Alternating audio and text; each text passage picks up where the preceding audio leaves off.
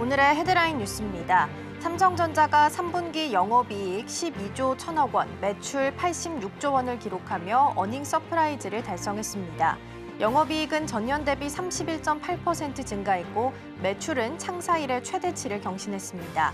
반도체 부문 영업이익이 5조 원을 넘어서며 실적 회복의 주역으로 떠올랐습니다. 스콧 베센트 미국 재무장관이 미중 간 긴장이 완화됐다며 도널드 트럼프 대통령이 한국에서 시진핑 주석과 만날 예정이라고 밝혔습니다. 이어 트럼프 대통령은 100% 관세는 11월 1일 전에 발효되지 않을 것이라며 대화 여지를 남겼다고 전했습니다. 미국 최대 은행 JP모건 체이스가 양자 컴퓨팅 등 첨단 기술에 대한 대규모 투자 계획을 발표했습니다. 제이미 다이먼 회장은 미국이 핵심 산업에서 해외 의존이 심하다며 경제 회복력 강화를 위해 더 빠른 투자 확대가 필요하다고 강조했습니다. 두산 에너빌리티가 미국 빅테크와 380메가와트급 가스터빈 2기 공급 계약을 체결하며 장중 52주 신고가를 기록했습니다. AI 시대 도래에 따른 데이터 센터 전력 수요 폭증으로 가스터빈이 주목을 받는 가운데 산업 고성장이 기대되고 있습니다. 시청자 여러분 안녕하세요. 여러분의 성공 투자를 응원합니다. 출발 증시와이드 2부 시작합니다. 진행의 이가은입니다. 어제 뉴욕 증시는 하루 만에 얼굴이 바뀌었죠. 역시나 탁보 트레이드였나 싶긴 합니다. 양국 모두 다 한 발씩 물러서면서 증시는 상승하면서 마감했습니다. 어제 시장 안에서 또 다른 주인공은 브로드컴이었죠. 오픈 AI와 대형 계약 소식을 전하면서 두 자릿수 상승세를 기록하면서 마감을 지었고요. 특히나 JP모건 같은 경우에는 국가 안보와 관련한 이니셔티브를 공개하면서 어제 히토류와 양자 쪽에서 강세를 보이는 흐름 나타났습니다. 우리 시장은 오늘 중요한 이벤트가 있죠. 삼성전자 잠정 실적인데 우리가 10조 정도만 나와도 잘 나왔다라고 평가할 법한데 이번에 12조로 발표가 나왔습니다. 과연 10만 전자 터치가 오늘 가능할지 개장 후에 함께 짚어보도록 하겠습니다. 자, 그럼 이어서 오늘 저희가 준비한 코너 소개해드리도록 하겠습니다. 오늘 첫 번째 코너로는 빅애플 스탁 준비되어 있습니다. 일단 뉴욕 증시는 화해 무드가 풍기면서 하루 만에 얼굴이 좀 바뀐 모습인데요. 자세한 뉴욕 증시 마감 상황 짚어보겠고요. 두 번째 코너로는 와이드 리포트 준비되어 있습니다. 어제는 화해 무드가 약간은 완화됐다 하지만 관세 쪽에서 좀 무관한 섹터가 강했고요. 그중 하나가 엔터 쪽이었습니다. 실적 시즌 앞두고서 계속해서 바라봐도 좋을지 투자 포인트 함께 짚어보겠습니다. 자, 그럼 출발 증시와이드 2부 본격적으로 시작해 보도록 하겠습니다.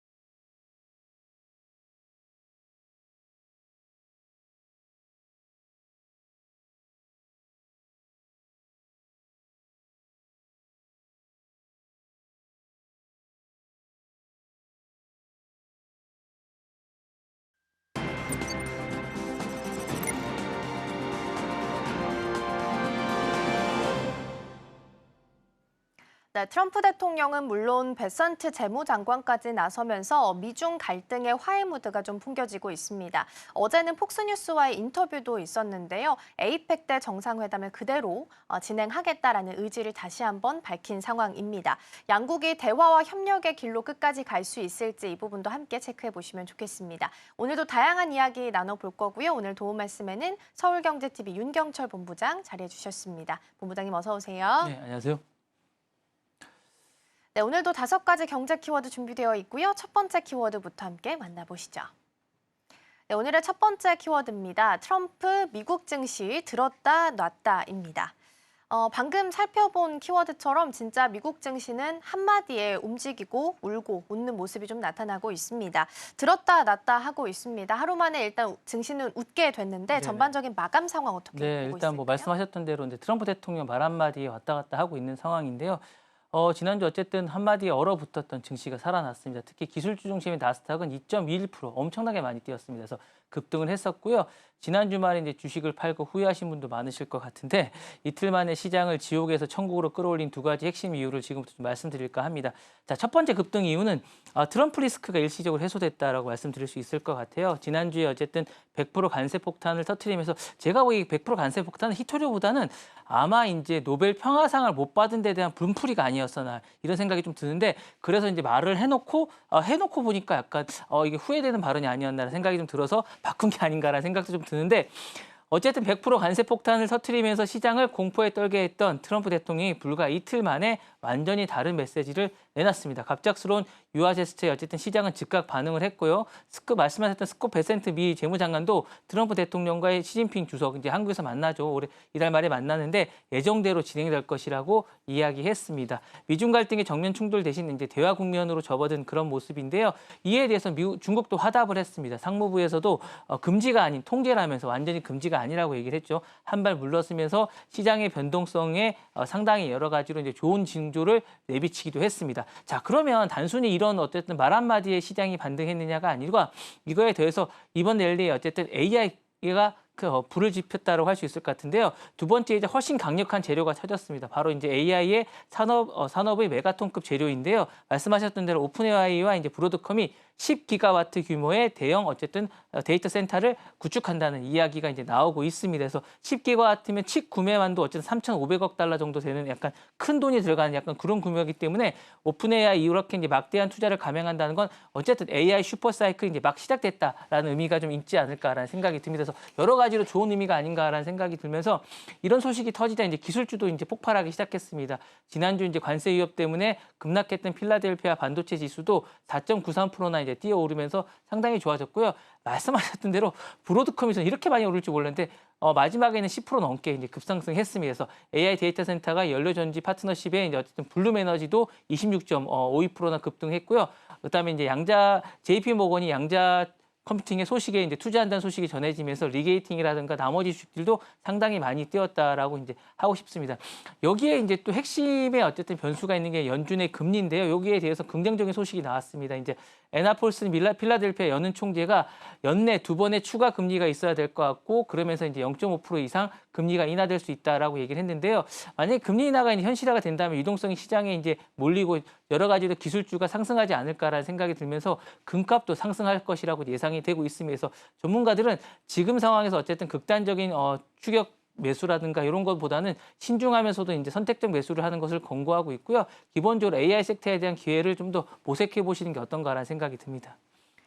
네, 트럼프 대통령의 말 한마디에 이렇게 증시가 얼굴이 좀 변하게 됐습니다. 일단 기분 좋은 소식이 좀 나온 상황 속에서 브로드컴과 오픈 AI의 계약 소식도 있었고요. 추가적으로 오늘 삼성전자의 잠정 실적 발표도 잘 나온 상황이기 때문에 오늘 우리 시장 개장 이후가 기대될 수밖에 없는 것 같긴 합니다.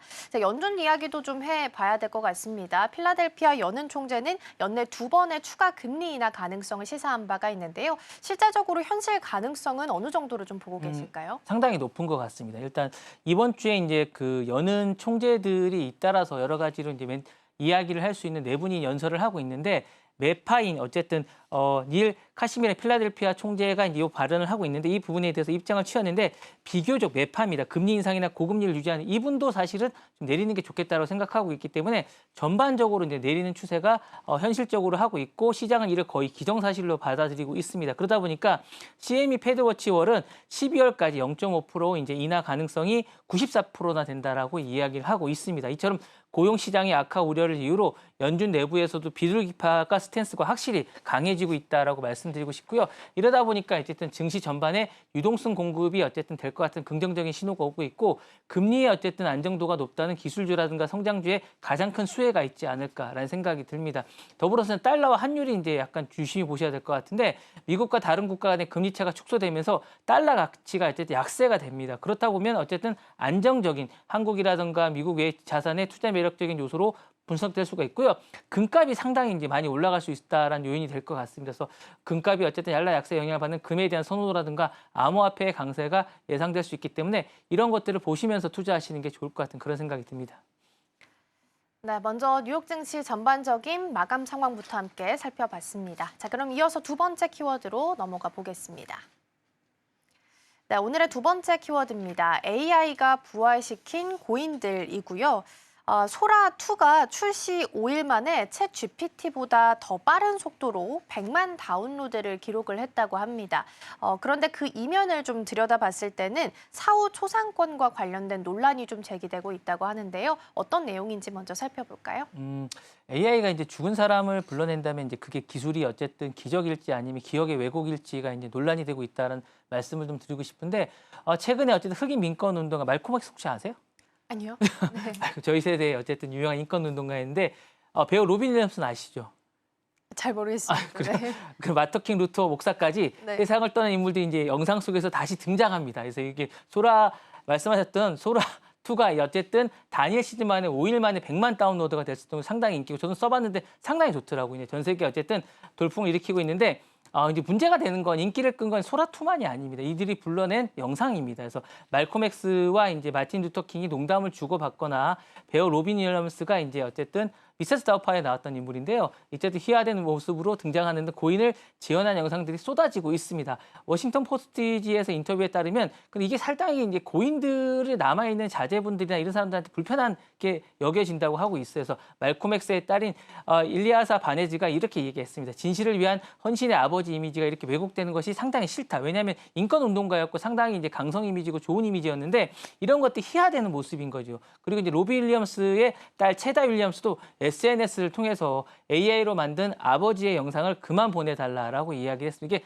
사실은 왜냐하면 보는 사람은 괴롭거든요. 왜냐하면 그리고 기억의 왜곡이 있습니다. 이분들이 실제적으로 했던 것들과 다르게 다른 일들을 한 것처럼 되기 때문에 상당히 의미가 좀 퇴색할 수 있다는 생각이 좀 들고요. 마틴 루터 킹의 딸 버니스 킹도 역시 마찬가지예요. 부디 이런 영상 제작을 멈춰달라고 할 수 있습니다. 사실 AI는 이런 텍스트 한 줄로 실제 사람이 존재하는 것처럼 영상을 만들 수가 있습니다. 문제는 그 사람이 더 이상 존재하지 않는다는 겁니다. 살아있는 사람을 하면 이제 가짜 페이크라고 얘기를 하는데 죽은 사람에 대해서는 이거에 대한 어떤 법적인 게 없다 보니까 계속 나오고 있다고 말씀드리고 싶은데 전문가들은 이런 현상을 디지털 부활이라고 부릅니다. 그래서 이제 기술론 가능하지만 누가 그 기억의 주인공이라는 질문이 계속 남게 되는데요.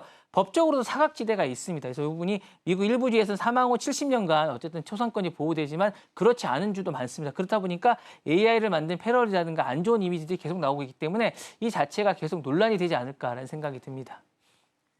네, 그러게요. 소라2가 빠른 속도로 다운로드 기록 수가 좀 높아지고 있는 건 맞지만 그 이면에서 사후 고인들의 초상권에 대한 문제가 좀 불거지고 있다는 부분 살펴봤는데요.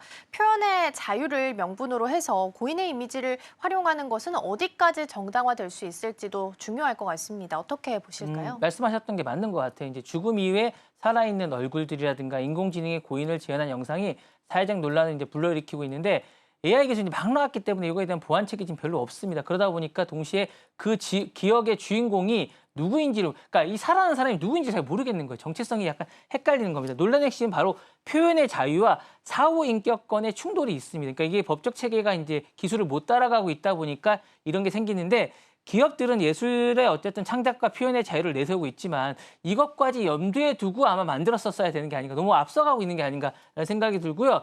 유가족들은 이제 고인의 명예와 기억이 훼손된다. 분명히 훼손되고 있는 부분이 많습니다. 그렇게 얘기하지 않았던 부분들도 왜곡되고 있는데 살아있는 사람들보다 더 이런 부분에 대해서 어쨌든 법적 조치를 못 받고 있다는 거예요. 그래서 이게 상당히 어렵다는 할 수 있을 것 같고 AI 형성은 패러디나 예술적 변형으로 간주돼서 처벌이 좀 어려운 점도 좀 많습니다. 그래서 이 부분이 상당히 애로점이 있기 때문에 전문가들은 AI가 만든 가짜 영상이 진짜 기억을 덮어버릴 수도 있고 역사 왜곡을 시킬 수 있다고 합니다. 왜냐하면 말콤 X라든가 어쨌든 마틴 루터 킹 같은 그런 목사분들은 상당히 인권에서 상당히 많은 일을 했는데 이런 분이 하지 않은 말을 했다라고 영상이 올라올 수도 있고요. 그다음에 실제 살아있는 것처럼 이야기를 해서 그때 당시에 뭐 발굴된 것처럼 이야기를 해서 왜곡할 수 있기 때문에 상당히 어렵지 않을까라는 생각이 들고 표현의 자유보다 이제 더 중요한 게 존엄의 자유인데 이 부분도 사실 무시되고 있는 게 아닌가라는 생각이 듭니다. 그래서 AI 기술은 어쨌든 복원되지만 동시에 기억이 조작될 수 있다는 부분을 분명히 명시를 하시고 죽음 이후에 어쨌든 나의 의지와 무관하게 만들어진 이 영상이 과연 옳은 것인가에 대한 의문을 다시 한 번 더 던져보게 됩니다. 그래서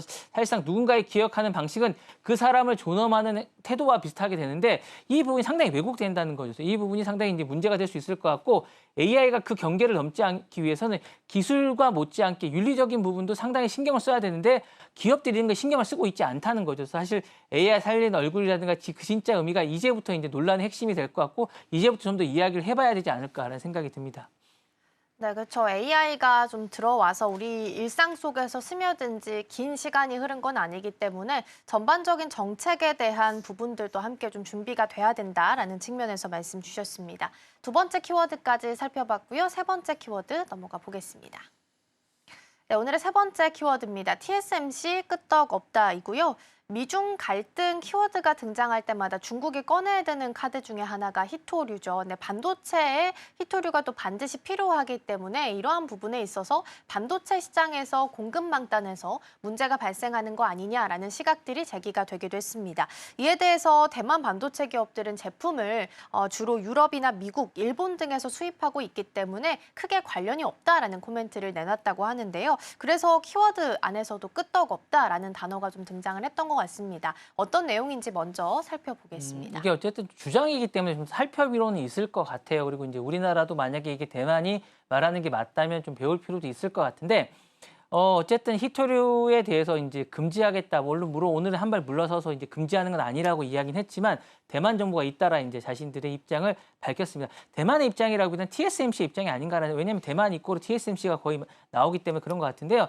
대만 정부는 다른 입장을 내놨습니다. 이 성명서를 통해서 이번 규제 대상에 포함된 히토류 원소들은 대만 반도체 공정 TSMC를 얘기하는 거죠. 필요한 것들과 다르다면서 어쨌든 현재로서는 반도체주에 큰 영향이 없다. 끄떡없다라고 이야기를 한 거죠. 또 대만 반도체 기업들은 히토류와 관련된 핵심 자료를 말씀하셨던 대로 유럽이나 일본이나 미국은 약간 이상한데 어찌 미국에서 주로 수입하고 있다라고 이제 이야기를 하고 덧붙였습니다. 그래서 이 부분이 상당히 이제 의미 있는 발언이 아닌가라는 생각이 들고요. TSMC 실제로 좀 알아보니까 TSMC나 주요 기업들은 몇 년 전부터 공급망을 중국에서 다변화했습니다. 왜냐하면 중국이 이럴 줄 알았다라는 생각이 좀 드는 것 같고요. 이번 통제 강화로 어쨌든 단기적 충격은 크지 않겠지만 장기적으로는 불확실성이 있겠지만 이 부분은 상당히 자신감이 아닌가라는 생각이 들고 히토류는 사실상 이제 말씀하셨던 대로 스마트폰이라든가 전기차라든가 다양한 첨단 사업에 쓰임이라서 이게 대체되기가 상당히 어렵다라고 말씀드리고 싶은데 이런 부분들을 자신들이 하고 있다라고 이게 사실이라면 상당히 의미 있는 발언이라고 할 수 있을 것 같고 중국의 히토류 카드를 꺼낸 시점이 이제 미국과 양국과의 이 부분인데 양안 문제에서 상당히 좀 대만이 자신들이 이제 불안한 측면이 있다 보니까 이번에 또 발언을 한 게 아닌가. 자신들은 끄떡없다라고 얘기를 하면서 미국이 어쨌든 뭐 TSMC의 주식이라든가 이런 것들의 지분을 50% 이상 내놓으라고 하는 이런 계속된 발언 속에서 자신들에게 이런 자신감을 내비쳤다라고 이제 분석이 되고 있고요. 미국과 대만의 반도체 협력이 강화되고 있는 가운데 이 부분에 중국의 통제권에서 자신들을 벗어나 있다라는 걸 강조하는 점을 강조하기 위한 게 아닌가라는 생각이 됩니다. 다만 대만 정부가 어쨌든 당장은 영향이 없다고 선을 그었지만 이 부분이 어쨌든 히토류가 향후에 무기가 될 수 있기 때문에 이건 좀 더 지켜봐야 될 것 같고요. 대만이 이번 사태로 우리도 좀 배울 필요가 좀 있을 것 같습니다. 어쨌든 공급망의 안정이라든가 보이지 않는 경쟁이라든가 이런 것들을 우리나라가 이제 배워서 제2의 요소수가 좀 사태가 있지 않았습니까? 이런 사태도 이제 막는 그런 방법을 쓸 수 있기 때문에 공급망 다변화를 할 필요가 있지 않을까라는 생각이 듭니다. 네, 일단은 대만의 주장이기 때문에 진위 여부는 확인을 해봐야겠지만 만약 실제로 맞다면 우리나라 또한 이런 공급망 다변화에 대해서 좀 정책들을 배울 필요가 있다라고 말씀을 좀 주셨습니다.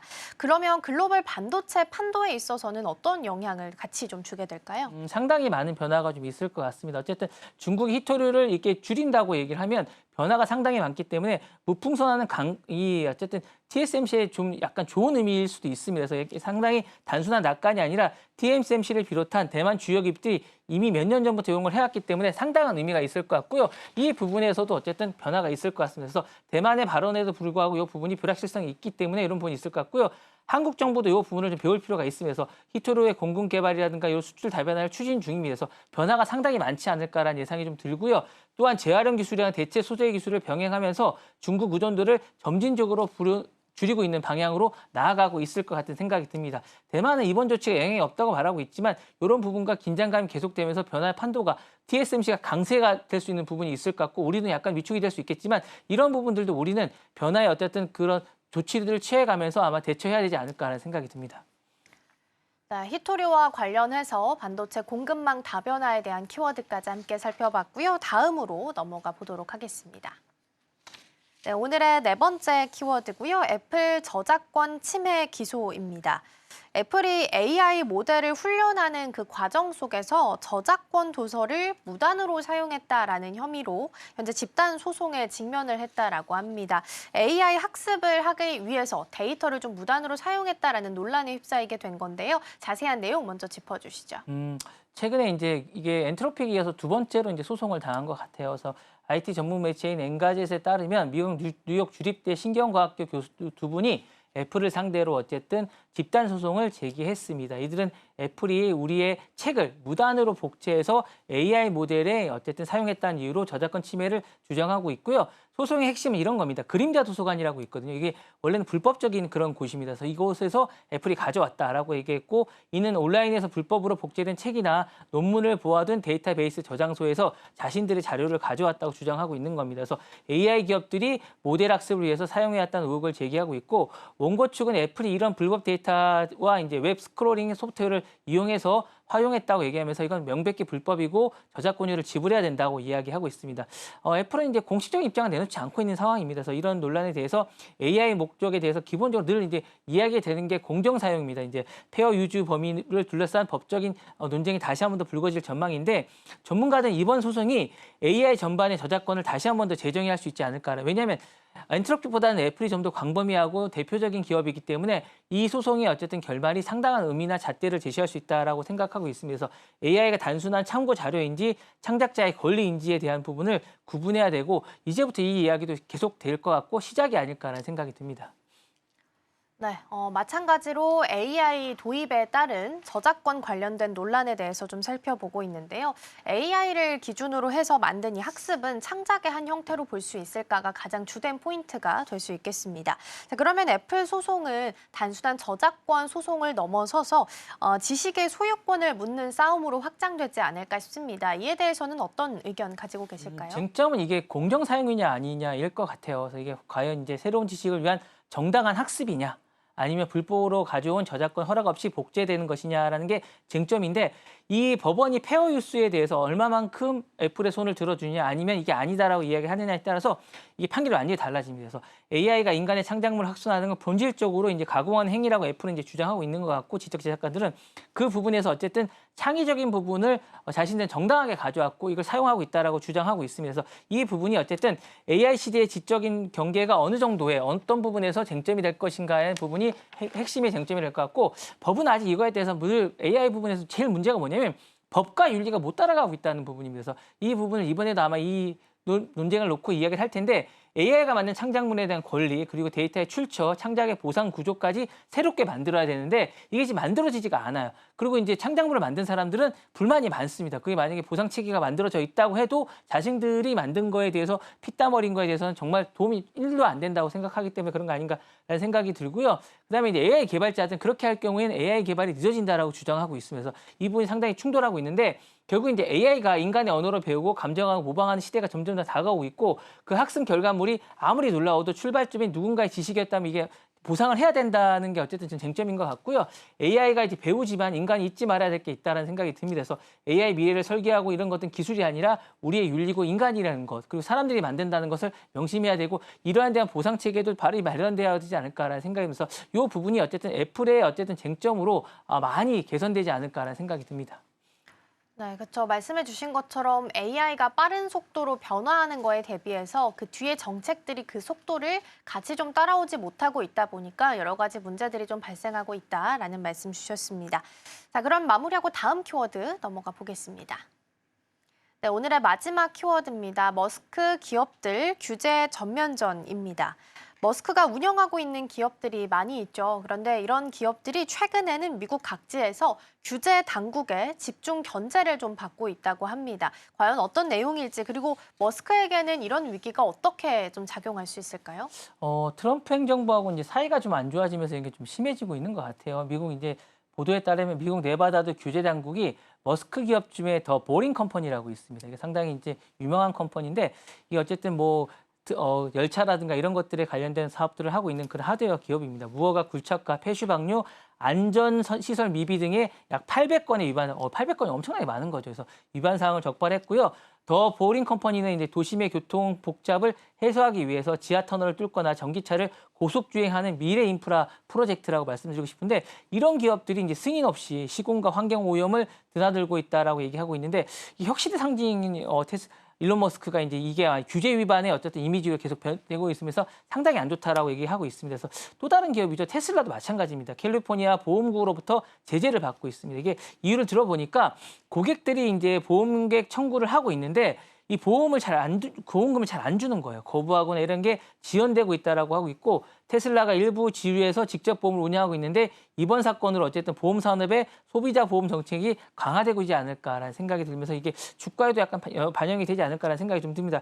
이것과 더불어서 FSD도 약간 문제입니다. 그래서 미국의 도로안전국에서는 테슬라의 완전 자율주행 어떤 소프트웨어가 신호 위반이라든가 뭐 차선 이탈을 기라는 보고를 받고 있으면서 이거에 대한 조사를 하고 있다는 거죠. 어차피 후발주자기 때문에 이건 감수했어야 된다는 생각이 드는데, 이 문제점이 만약에 공식화된다면 머스크가 추진하는 로보택시 사업이 이제 타격을 입을 수도 있기 때문에 주가에 상당한 영향이 있지 않을까라는 생각이 듭니다. 이건 저 이제 어쨌든 약간 이런 게 있는 것 같아요.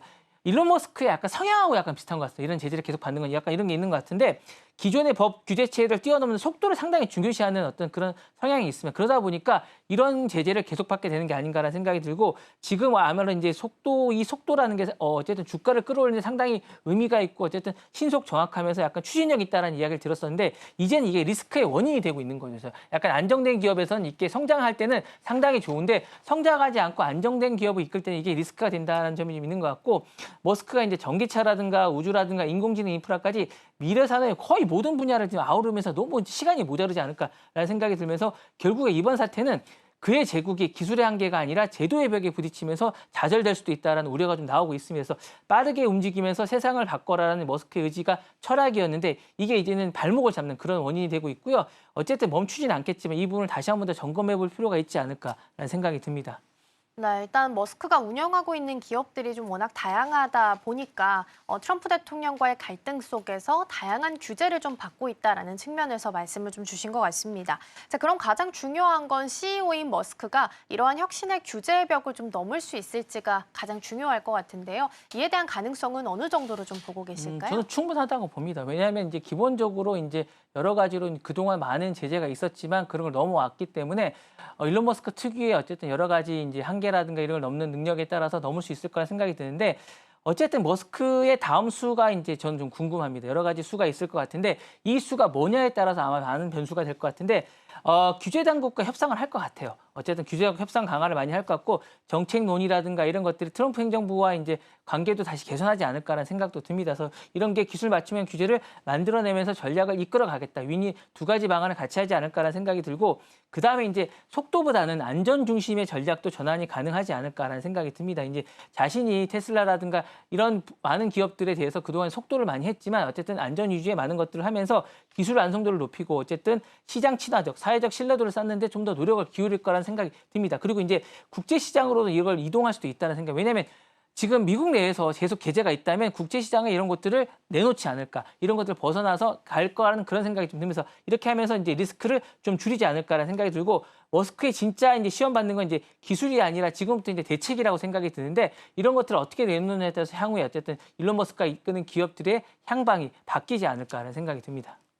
네, 그렇죠. 기술과 제도 사이에서 균형적으로 리더십이 좀 시험을 좀 받을 것으로 보이고요. 앞으로 나오는 대책들에 따라서 향후 기업들의 향방이 결정될 수 있겠다라는 말씀 함께 주셨습니다. 자, 이렇게 해서 5가지 경제 키워드 잘 살펴봤고요. 본부장님과는 여기서 인사 나누겠습니다. 오늘 말씀 고맙습니다. 네, 감사합니다.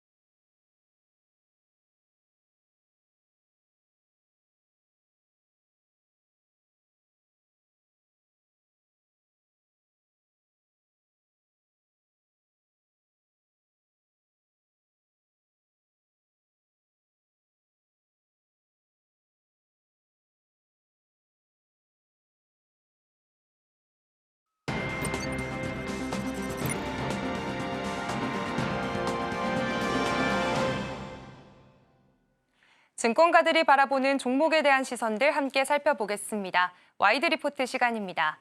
일단 오늘 먼저 첫 번째 리포트부터 살펴보도록 하겠습니다. 오늘 첫 번째 리포트는 하이브에 대한 IBK 투자증권의 시선을 가져와 봤는데요. 리포트의 제목은 예열 구간입니다.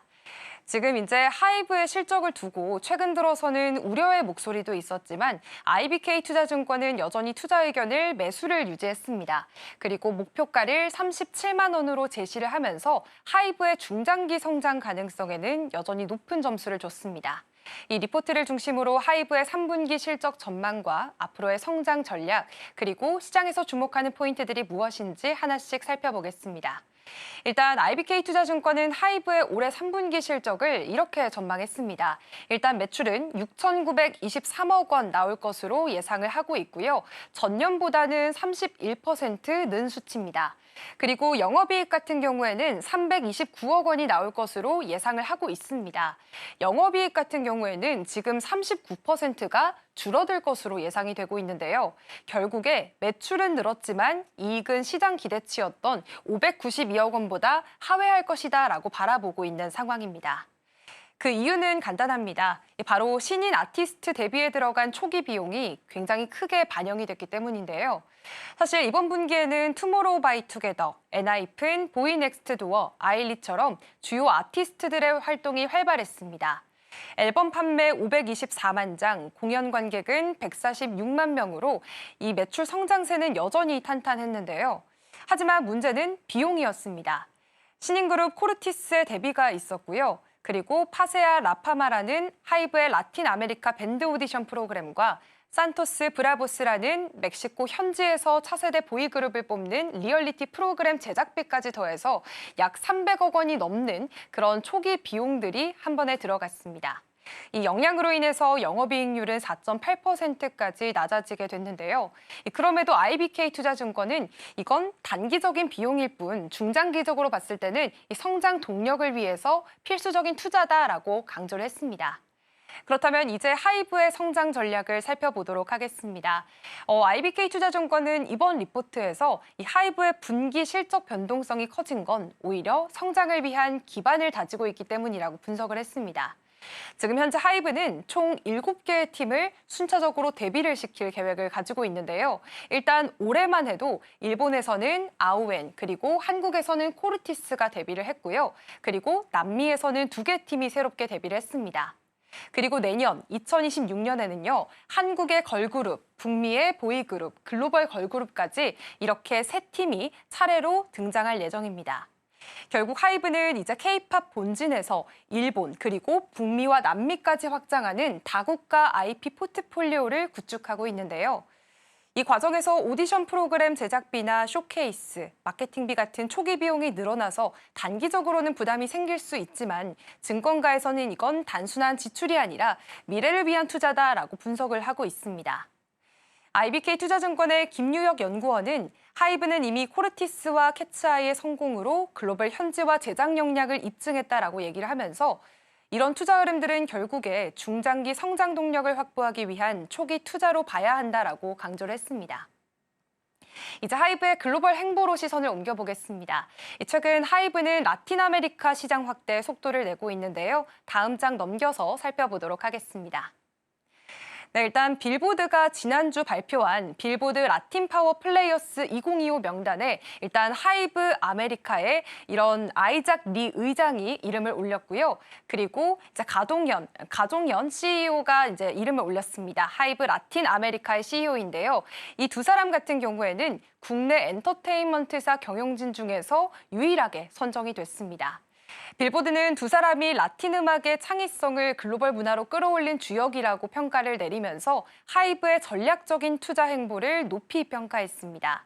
특히나 주목을 받았던 건 하이브 라틴 아메리카가 제작했던 리얼리티 시리즈, 바로 산토스 브라보스입니다. 다음 장 넘겨서 살펴볼까요?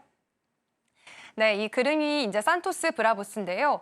이 프로그램은 현지에서 차세대 라틴 보이그룹을 선발하는 오디션 프로젝트였습니다.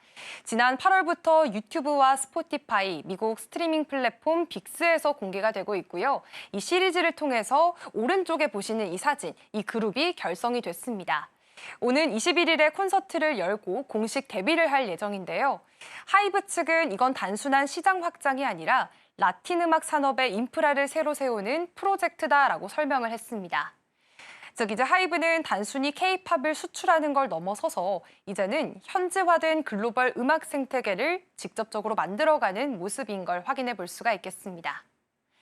하지만 긍정적인 요인만 있는 건 아닙니다. 다음 장 넘겨서 살펴볼까요? 최근에는 리스크 요인도 함께 잇따르고 있는데요. 최근 방시혁 하이브 의장이 자본시장법 위반 혐의로 조사를 받고 있다는 점, 이건 분명히 시장에는 불확실성 요인으로 작용을 하고 있습니다. 일단 핵심 쟁점으로는 2020년 이 상장 과정에서 지금 이제 방 의장이 기존 주주들에게 상장 계획을 숨기고 지인이 운영하는 사모펀드를 통해서 1,000억 원이 넘는 이익을 챙겼다는 의혹을 받고 있습니다. 지금 경찰과 금융당국의 조사를 받고 있고요. 방 의장이 지분 매각을 유도해서 상장 차익을 챙긴 것 아니냐 하는 의심을 하고 있습니다. 이에 따라 지금 출국 금지 조치까지 내려진 상태입니다. 반면 하이브 측은 혐의를 전면 부인하고 있습니다. 당시에는 상장이 확정된 게 아니었고 해외 투자 유치와 인수합병을 함께 검토하던 시기였다라는 입장이고요. 결국에 이번 사건으로 법원의 판단으로 결론이 날 가능성이 높게 됐습니다. 현재 금융위원회 산하 증권선물위원회가 이 방 의장을 검찰에 고발한 상태고요. 검찰 역시나 이 하이브 본사 압수수색과 2차례 소환 조사를 진행했습니다. 지금 시장에서는 기소 여부에 따라서 단기적으로 주가 변동성이 커질 수 있다라는 관측들이 나오고 있는데요. 다만 증권가에서는 단기적인 리스크는 분명히 존재하긴 하지만 그래도 하이브가 가지고 있는 핵심 성장 구조와 글로벌 확장 스토리는 여전히 유효하다라는 분석들을 내놓고 있습니다. 이제 다시 핵심 포인트로 돌아와 보겠습니다. 지금 IBK 투자증권은 하이브의 2026년 실적 레벨업을 확신하고 있습니다. 그 이유는 지금 2가지로 꼽히고 있는데요. 바로 BTS의 컴백이 예고되어 있기 때문입니다. 내년 봄쯤에 BTS가 컴백을 할 예정이다라고 알려져 있고 월드 투어 그리고 이제는 신인 IP의 글로벌 확장 효과까지 노리고 있는 상황입니다. BTS의 활동 재개는 2026년 하이브의 실적과 주가 모두에 결정적인 모멘텀이 될 거라는 전망들이 나오고 있습니다. 그 시점이 된다면 지금처럼 이렇게 신인 투자로 인한 초기 비용들이 많이 상쇄가 될 거고요. 단기 수익성 둔화는 해소가 되고 또 새롭게 데뷔한 신인 그룹들이 본격적인 수익 구간에 진입을 하게 될 예정입니다. 지금 엔터테인먼트 업계 전반의 분위기도 좋습니다. NH투자증권은 단기적인 조정은 있었지만 업계 기본 체력은 오히려 더 탄탄해졌다라고 평가를 내렸고요.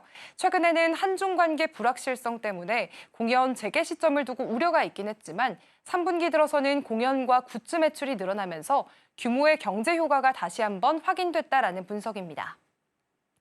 IBK 투자증권이 하이브에 대해 내린 결론을 다시 한번 살펴보겠습니다. 투자 의견은 매수를 유지했고요. 목표가는 37만 원을 제시한 모습입니다. 즉 하이브의 투자 스토리는 여전히 유효하다는 판단인데요. 엔터업계 전반의 회복 흐름 속에서 하이브가 2026년 실적 도약의 주인공이 될 가능성이 높다는 평가입니다. 시장 반응도 긍정적이었습니다. 어제 하이브의 주가 차트를 살펴볼까요? 네, 어제 하이브의 주가는 4.22% 상승하면서 28만 4천 원에서 거래를 마감했습니다. 이뿐만 아니라 YG 엔터테인먼트, SM, JYP 등 주요 엔터주들도 나란히 강세를 보였던 하루였습니다.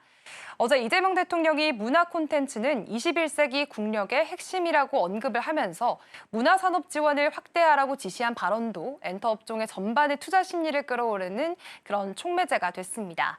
결국에 하이브의 이번 3분기 실적은 매출은 늘게 되지만 신인 IP 투자로 인해서 영업이익은 줄어드는 구조로 예측이 되고 있는데요. 그래서 단기적으로 봤을 때는 부담은 갖고 있지만 신인그룹 7팀의 글로벌 확장과 또 BTS의 컴백이라는 2가지 성장 엔진은 여전히 유효한 상황입니다. 다만 방시혁 의장 관련 수사 결과는 단기적으로 주가 변동성을 키울 수 있는 변수로 꼽히니까요. 이 점도 유의해서 투자 포인트 세워보셔야겠습니다. 네, 그렇다면 다음 리포트로 넘어가 보겠습니다. 이번에는 현대차에 대한 SK증권의 시선을 가져와 봤습니다. 제목은 시계 제로라는 리포트인데요. 말 그대로 앞이 잘 보이지 않는 상황을 뜻합니다. 요즘 완성차 쪽, 특히나 현대차와 기아는 미국의 25% 관세 부담 속에서도 의외로 꿋꿋한 흐름을 보이고 있습니다. SK증권은 경영 환경이 불확실하긴 하지만 현대차의 기본 체력은 여전히 탄탄하다라고 얘기를 하면서 낮은 밸류에이션과 안정적인 실적 기반을 높게 평가했습니다. 매수 유지 의견 그리고 목표가 27만 원 제시했는데요. 3분기 실적 전망도 함께 살펴보겠습니다. SK증권은 현대차의 3분기 매출을 46조 원으로 예상을 하고 있고요. 영업이익은 2조 6천억 원가량으로 예상을 하고 있습니다. 지금 매출 같은 경우에는 작년보다 7% 넘게 늘어나는 수치지만 영업이익 같은 경우에는 27%가 감소하는 수준으로 찍혀 있습니다. 쉽게 말해서 차는 잘 팔았는데 남는 돈이 줄었다는 건데요. 이익이 줄어든 이유는 크게 네 가지를 살펴볼 수가 있겠습니다. 일단 먼저 첫 번째로는 미국 수출차의 25% 관세가 부담이 되면서 지금 1조 4천억 원가량의 비용이 발생을 하게 됐고요. 그리고 두 번째로는 환율이 급등하게 되면서 판매 보증비가 증가하게 됐습니다. 그리고 미국 내에서 이렇게 경쟁이 좀 치열해진 데다가 마지막으로는 유럽과 아시아 지역의 경기 둔화로 인해서 판매 지원금이 더 확대됐기 때문입니다. 그래도 이렇게 매출이 늘어난 건 환율 효과 덕분이었는데요. 자동차는 달러로 수출을 하기 때문에 달러 값이 오르면 매출액도 자연스럽게 늘어나는 구조입니다. 이번에 3분기 현대차의 글로벌 판매량도 살펴보겠습니다. 3분기 글로벌 판매량은 104만 4천 대가 나왔습니다. 작년보다 한 3% 정도 넘게 늘어난 수치고요. 특히나 그 안을 자세히 살펴보자면 미국 시장이 눈에 띄었습니다. 미국 시장에서는 판매량이 26만 대가 찍히게 되면서 작년보다 12.7% 증가하면서 역대 최대치를 기록했습니다. 트럼프 행정부가 관세를 인상하기 전에 미리 차를 사두려는 수요가 몰리게 됐고요. 전기차도 선전을 했습니다.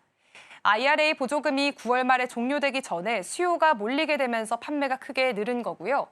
이 아이오닉 시리즈는 작년보다 2배 이상, 무려 103% 증가한 2만 8천 대가 팔렸습니다. 하이브리드 차 역시 전년 대비해서 30에서 40% 늘어난 수치를 보였고요. 이제 관세 역량을 조금 더 구체적으로 살펴보겠습니다. 지금 현재 미국 정부는 한국산 자동차에 25%의 고율 관세를 부과하고 있습니다. 이건 일본이나 유럽산 자동차의 15%보다 지금 10%포인트나 높은 수준이고요. 이번 3분기만 놓고 보더라면 이제 현대차는 1조 2,500억 원가량을 지출을 하고 있고 그리고 기아 같은 경우에는 1조 2,300억 원가량의 관세를 부담하는 것으로 드러났습니다.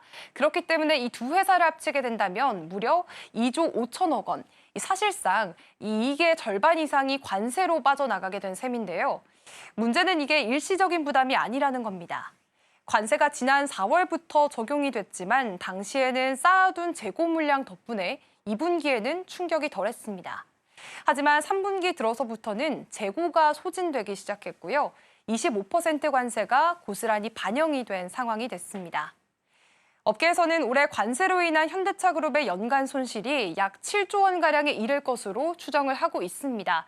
이 결국에 이제 판매는 사상 최대치를 기록하고 있지만 지금 관세가 수익성을 갉아먹는 상황까지 오게 됐습니다. 그럼에도 불구하고 현대차는 미국 시장 점유율을 6.4% 역대 최고 수준을 유지하고 있는데요. 판매량을 줄이기보다는 공격적인 프로모션으로 점유율을 지키는 전략을 택하고 있습니다.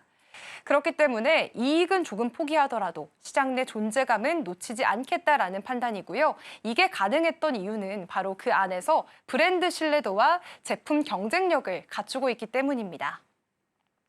실제로 지난 9월 한 달 동안 현대차와 기아의 미국 내 판매량은 14만 3천 대, 작년보다 12% 늘면서 역대 3분기 최대 실적을 기록했습니다. 그리고 전기차와 하이브리드, 수소차까지 아우르는 이 전동화 3축 전략이 있었는데요. 이 전략이 이제 본격적으로 성과를 내고 있습니다. 특히나 아이오닉 시리즈, EV6, EV9 같은 대표적인 모델들은 잇따라 글로벌 올해의 차에 선정이 되면서 브랜드 신뢰도를 크게 높였고요. 또 미국과 인도네시아, 한국을 잇는 글로벌 생산 체계를 구축하면서 환율 변동이나 수요 변화에서도 유연한 대응을 보이고 있습니다. 리포트의 결론은 이렇게 정리를 해볼 수가 있습니다. 경영 환경은 불확실하지만 지금 낮은 밸류에이션과 높은 배당 성향을 현대차가 갖고 있기 때문에 이거를 이제 주가 하단을 지지할 수 있는 요소로 평가를 내리고 있는데요. 현재 현대차의 PER은 약 5.4배, 배당 수익률은 5.5% 수준으로 집계가 되고 있습니다. 이익은 줄었지만 주가가 이미 충분히 조정이 된 상태이기 때문에 가치 매력이 크다라는 분석이고요. SK증권의 의견을 다시 한번 살펴보겠습니다. 현대차에 대해서 매수 의견을 유지했고 목표가는 27만 원을 제시한 상태입니다. 그렇다면 어제 현대차의 주가 흐름도 살펴봐야겠죠. 네, 어제 현대차는 그래도 0.69% 강보합권의 흐름 보여주면서 21만 8,500원 선에서 거래를 마쳤습니다. SK증권의 목표 주가인 27만 원까지는 여전히 상승 여력이 남아있는 상황이고요. 앞으로의 관전 포인트는 크게 세 가지가 있겠습니다. 일단 첫 번째로는 한미 관세 협상의 시점이 언제가 될 것인지 굉장히 중요할 것으로 보이고요. 또 두 번째로는 전기차 시장의 수요 회복이 언제쯤 일어나게 될지도 시장에서는 관심을 갖고 바라보고 있습니다. 그리고 세 번째로는 자사주 매입 규모 결정인데요. 특히나 SK증권은 연말이나 내년 초쯤에 약 6천억 원 규모의 자사주 매입 가능성을 언급하고 있습니다. 이게 현실화가 된다면 주가에는 분명히 긍정적인 신호가 될 것으로 보이고요. 앞으로 현대차 그리고 기아를 포함해서 완성차 업종들이 어떤 주가 흐름을 보이게 될지도 계속해서 지켜보시면 좋겠습니다. 지금까지 와이드 리포트였습니다.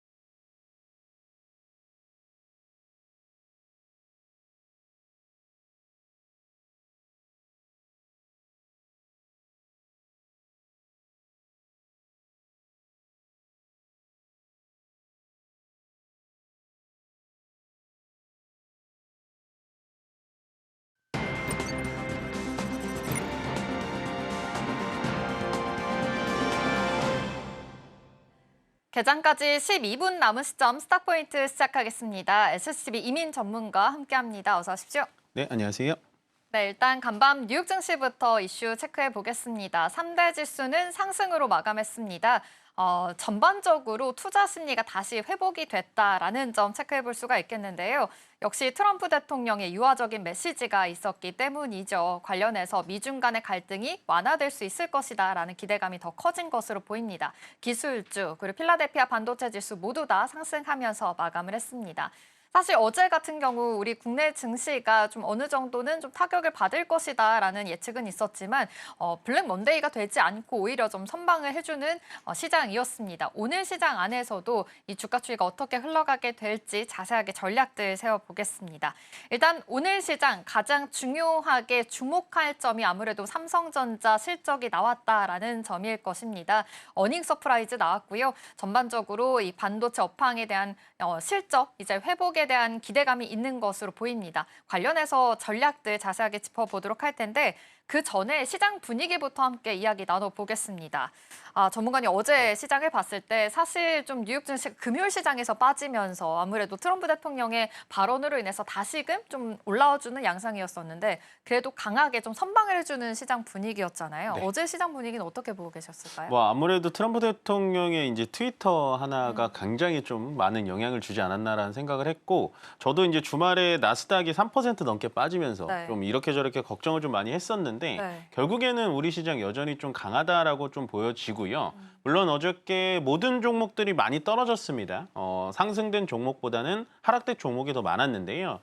종목들의 이제 봉의 색깔이 중요하다라는 얘기를 많이 드렸는데 종목들이 오전에는 좀 많이 빠졌다가 오후에는 좀 회복을 해주면서 역시나 강한 시장이 좀 만들어졌다라고 보여지고 어저께 이제 미국 시장도 굉장히 좀 좋은 분위기로 끝났습니다. 하루 만에 뭐 트럼프 타코라는 얘기가 나오면서까지 하루 만에 급등을 보여줬고요.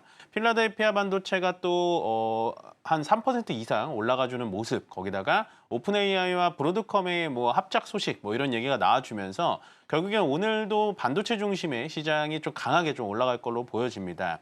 어저께 하루 만에 3,600을 깨면서 3,500포인트에서 코스피가 마감을 졌지만 오늘은 이제 야간 선물 시장까지 좀 합쳐보고 현재 선물 시장이 좀 올라가는 걸 본다면 아마 오늘은 3,600 이상에서 시장이 또 시작될 가능성으로 보여집니다. 그러니까요. 지금 시장 예측가로만 봐서도 지금 코스피가 3,600선 위에서 출발할 것으로 보입니다. 코스피 코스닥 양시장 오늘 역시나 상승불 켜주고 있는 상황인데요. 이거에 대한 이유는 아무래도 삼성전자 실적이 있겠죠. 관련해서 자세하게 좀 짚어보겠습니다. 전문가님. 이 영업이익이 10조 원 클럽에 다시 좀 복귀를 할 수 있을까에 대한 기대감이 있었는데 12조 원이 나왔습니다. 역시 어닝 서프라이즈 기록하게 됐고 적자를 냈었던 파운드리마저도 이제는 적자폭을 반 이상 줄이면서 어느 정도 반등에 좀 힘을 실었다라고도 볼 수 있겠는데요. 삼성전자 실적 어떻게 보셨나요? 일단은 저는 10조로 딱 박아놓고 생각을 하고 있었어요. 그러니까 모든 하우스에서 10조를 예상했기 때문에 10조 좀 넘게 나오면은 그냥 뭐 세론으로 좀 빠지겠다라는 네. 생각을 했고 그렇게 되면 반도체 중심의 장세에서 약간은 뭐 어제처럼 원전이라든지 아니면 2차 전지로 좀 돌아갈 수 있지 않을까라고 생각을 했는데 예상보다 실적이 12조 원이 나왔습니다. 거기다가 삼성전자 실적 발표 시간이 보통은 8시 반에서 한 8시 50분 정도로 항상 매년 그렇게 진행이 됐는데 이번에는 조금 빨리 진행한 걸 보면 역시나 실적에 대한 자신감이 좀 있었다라고 보여지고요. 하우스에서 예상했다시피 10조보다 2조 원 더 많은 12조 원을 달성했다라는 건 아마도 오늘 삼성전자는 추가적인 상승이 나오지 않을까라는 생각을 합니다. 그렇기 때문에 전체적으로 시장은 3,600 이상에서 시작될 거다라고 말씀을 좀 드린 거고요. 뭐 삼성전자의 상세 실적이 오후에 나와봐야 알겠지만 지금 보신다면 일단은 디램 가격 인상에 따른 레거시 반도체의 가격 인상, 실적 상승, 거기다가 제가 가장 중요하게 봐야 된다는 삼성전자의 파운드리 산업이 어떻게 되고 있냐라는 게 가장 중요한데요. 일단 2분기만 보더라도 삼성전자 파운드리가 2조 9천억 원 적자였습니다. 파운드리 산업이 여전히 3분기에도 적자긴 한데요. 2조 9천억이었던 파운드리 산업이 현재 7천억 원의 적자로 적자폭을 굉장히 많이 줄였다라는 건 결국엔 삼성전자의 파운드리 산업, 그러니까 파운드리 공장 자체가 가동률이 많이 올라가고 있구나. 이렇다라는 건 4분기에도 우리가 좀 장밋빛 실적을 조심스럽게 좀 예측해 볼 수 있는 그런 또 실적의 세분화가 아닐까라고 정리해 드리면 좋을 것 같습니다. 역시 지금 계속해서 좀 기대했었던 디램 가격이 상승을 했고 HBM 관련해서도 출하량이 또 증가를 했고 여기에 더해서 파운드리 사업뿐만이 아니라 폴더블 폰 관련해서도 신제품이 좀 흥행을 하면서 여러 가지 실적들에 대해서 좀 반등이 있었다라는 점까지 확인이 되고 있는 상황입니다. 그렇다면 역시나 이 반도체 업황에 대한 회복에 대한 신호탄으로 확인을 해볼 수 있었던 것처럼 앞으로의 랠리가 더 고민이 되실 것 같은데요. 오늘 지금 상황에서도 프리마켓을 3% 상승을 하고 있는데 이제 10만 전자 바로 코앞으로 다가왔습니다.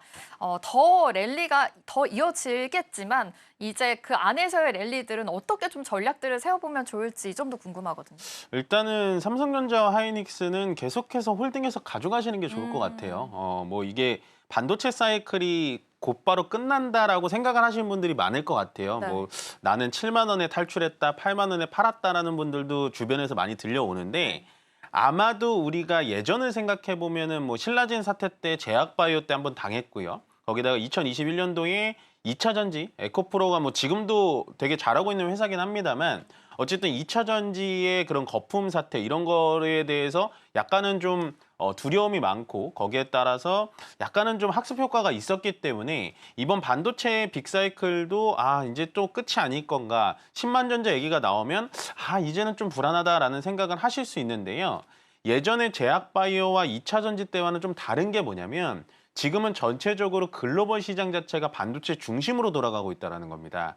거기에 따라서 반도체 산업의 특성이라는 게 뭐냐면요. 우리나라에서 쉽게 말해서 메모리 반도체를 만들어주지 못한다면 글로벌 반도체, 특히나 뭐 엔비디아의 GPU라든지 뭐 오늘 아침에 나온 오픈 AI와 브로드컴의 뭐 합작 뭐 이런 거 그런 것들 자체가 우리나라에 메모리 반도체가 없으면은 쉽사리 돌아가지 않아요. 그만큼 반도체 자체는요, 뭐 대만, 미국, 우리나라 이런 식으로 계속해서 사이클이 좀 돌고 있기 때문에 저는 이렇게 본다면 삼성전자가 10만 전자는 뭐 우습게 도착할 수 있을 거라고 보여지고 뭐 지금 리포트에서는 12만 전자까지 나오곤 있긴 합니다만은 거기까지는 뭐 제가 뭐 섣부르게 예상할 수는 없지만 지금은 뭐 10만 전자 예상한다, 뭐 하이닉스는 50만 닉스 예상한다라는 얘기에 대해서는 저도 좀 적극 동의하는 편입니다. 그렇군요. 지금 증권가에서 목표 주가를 계속해서 상향하고 있는 상황인데 그렇다면 지금 코스피의 랠리가 사실은 반도체 투톱이 이끌어주고 있는 양상이잖아요. 그런데 삼성전자가 이제 11만 원, 12만 원까지 간다면 코스피가 이제 4천까지도 뜰 수 있을 것이다라는 전망들도 있거든요. 이 점은 또 어떻게 바라보고 계세요? 일단은 제 예상대로 삼성전자가 만약에 11만 원, 12만 원 가게 되면 네. 코스피 지수는 4천을 넘어갈 수밖에 없어요. 예, 지금 우리가 봤듯이 삼성전자와 하이닉스가 3,400에서 3,600을 만들어 놨거든요. 이 두 종목 자체로. 네. 그렇기 때문에 지금은 삼성전자가 만약에 추가적인 랠리가 나온다. 방금 말씀드렸다시피 4분기에도 또 장밋빛 실적이 나온다라고 한다면 연말에 뭐 4,000포인트까지는 제가 감히 예상드릴 수는 없지만 지금 3,600포인트 기준으로 본다면 저는 연말까지는 충분히 3,800포인트까지는 좀 예상해 보시는 게 훨씬 더 좋아 보이는 전략이 아닐까. 그러니까 지금은 시장을 너무나 비관적으로 보시거나 이제 많이 올라서 이제는 인버스 쪽으로 가야 돼라는 것보다는요. 저는 이렇게 생각합니다. 시장 자체가 포모 현상이 오고 포모로 괴로워하는 것보다는 뭐 버블이다, 뭐 이게 과열이다라는 시장에 오히려 뛰어들어서 같이 동참하는 게 여러분들이 주식시장을 대하는 태도로 훨씬 더 좋은 태도가 아닐까라고 의견 전달 드리겠습니다. 좋습니다. 지금은 달리는 말입니다. 여기에 같이 올라타도 괜찮을 것 같다라는 긍정적인 시그널 주셨으니까요. 함께 참고해서 투자 포인트들 잘 세워보시면 좋을 것 같습니다. 역시 반도체 랠리가 계속되고 있는 상황인데요. 그렇다면 반도체 투톱 이외에도 소부장까지도 좀 궁금합니다. 사실 오픈 AI, 뭐 협약 소식만 나오면 지금 뉴욕 증시에서도 그렇고 여러 가지 모멘텀으로 인해서 상승하고 있는 랠리가 펼쳐지고 있는데요. 소부장들의 흐름들, 여기선 옥석 고르기 어떻게 보면 좋을까요? 일단 소부장주들이 되게 많이 올라가긴 했어요. 그러니까 삼성전자 하이닉스가 뭐 10%, 7% 올라가다 보니까 소부장들은 뭐 10%, 20% 올라가는 건 쉬웠거든요. 네. 그러니까 우리가 이 지금 아침 시간에도 뭐 항상 얘기했었던 뭐 동진 세미캠이라든지 아니면 뭐 원익 IPS 뭐 아니면은 뭐 ENF 테크놀로지 뭐 이런 종목들 삼성전자의 향이다라고 하면서 많이 강조를 드렸었는데 뭐 그 종목들 외에도 뭐 기타 종목들도 굉장히 많이 올라갔기 때문에 반도체 소부장주들 중에서 안 올라간 종목을 찾기가 오히려 조금 더 힘들지 않을까라는 생각을 합니다. 그렇지만 약간은 이 소부장주들 그러니까 중소형주들은 삼성전자와 하이닉스와 조금은 다르게 보셔야 되는 게 뭐냐면 삼성전자 하이닉스는 약간은 지금 추세를 탔다가 밑으로 내려오더라도 외국인들이라는 패시브 자금들이 받쳐줄 수가 있어요. 그렇지만 반대급부적으로 약간 중소형주들은 워낙에 종목들이 가볍다 보니까 개인 투자자들 위주의 비중이 좀 많습니다. 그렇게 되면 오늘같이 추가적인 상승이 나오는 날 약간은 차익 실현이 매물이 나오기 시작하면 고점에서 갑자기 급락이 좀 나올 가능성이 높기 때문에 지금은 소부장주들을 중점적으로 좀 이렇게 연구를 하신다기보다는 그래도 삼성전자와 하이닉스 대형주 쪽으로 좀 가는 게 훨씬 더 좀 좋아 보이고요. 거기에 항상 중심된 키, 그러니까 중심적으로 우리가 봐야 되는 부분은 외국인들의 수급이 얼만큼 들어왔는지, 외국인들이 조금 더 사고 모아가고 있는지 아니면 팔고 있는지 이런 것들을 수급 시장 보시면 딱 나오니까요. 그런 부분을 잘 체크하셔가지고 선별적으로 반도체 투자를 꼭 성공하시길 바라겠습니다. 네, 지금 반도체 투톱의 흐름도 좋지만 사실 이 안에서 좀 떨어지게 된다면, 차익실현이 인다면 소부장에서는 조금 더 탄력이 더 큰 좀 폭으로 하락을 할 수가 있기 때문에 이 점은 좀 주의하실 필요가 있어 보입니다. 오늘 그래도 반도체 투톱 랠리 굉장히 잘 나오고 있는 상황입니다. 삼성전자가 어닝 서프라이즈 기록하면서 오늘 주가 추이 어떻게 흘러가게 될지 계속해서 눈여겨보시면 좋을 것 같습니다. 우리 시장 출발해 보도록 하겠습니다.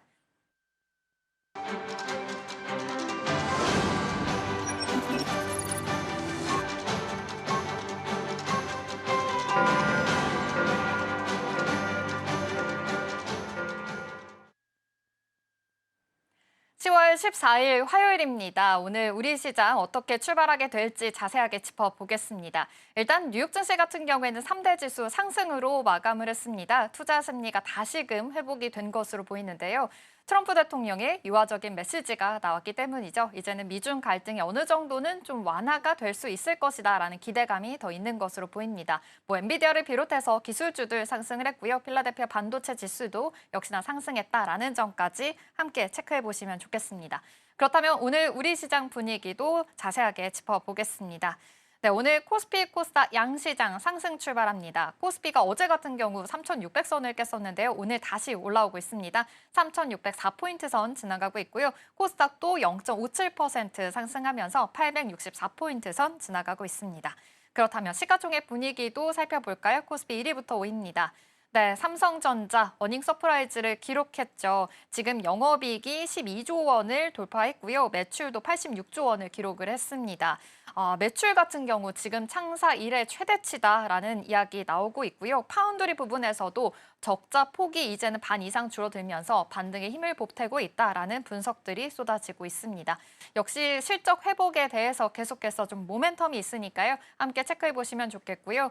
이와 덩달아서 SK하이닉스도 3% 반등하고 있는 흐름입니다. LG 에너지 솔루션 어제 실적 발표가 있었죠. ESS 부분의 호재로 인해서 굉장히 좋은 실적이 나왔는데요. 어제 힘입어서 또 오늘도 1% 상승해주고 있는 흐름입니다. 이 밖에 삼성 바이오로직스는 오늘 좀 쉬어가고요. 삼성전자 우선주 또한 오늘은 상승하고 있는 흐름입니다. 그렇다면 코스닥의 분위기는 어떨까요? 1위부터 5위입니다. 네, 오늘 알테오제는 0.6% 상승하면서 출발하고 있습니다. 이 밖에 어제 에코프로 그룹주들 2차 전지주 전반적으로 좀 섹터의 흐름들이 어제는 좋았었는데요. 오늘도 1%대 또 상승하고 있는 흐름들 이어지고 있습니다. 이 밖에 레인보우 로보틱스가 어제 큰 폭으로 좀 상승을 했었죠. 로봇주 안에서의 좀 순환매가 계속 돌고 있는 것으로 보입니다. 일단 이 테슬라 안에서 휴머노이드 로봇에 대한 개발을 강화하겠다라는 이야기와 함께 로봇주들 좀 모멘텀을 받아가는 모습이었었는데요. 오늘은 좀 쉬어갑니다. 0.8% 하락하고 있고요. 펩트론이 0.36% 상승하면서 지금 현재 지나가고 있는 흐름입니다. 전반적인 분위기가 그래도 오늘 다시금 좀 투자 심리가 살아나면서 좋은 흐름 보여지고 있는데요. 수급 상황을 체크해 보겠습니다.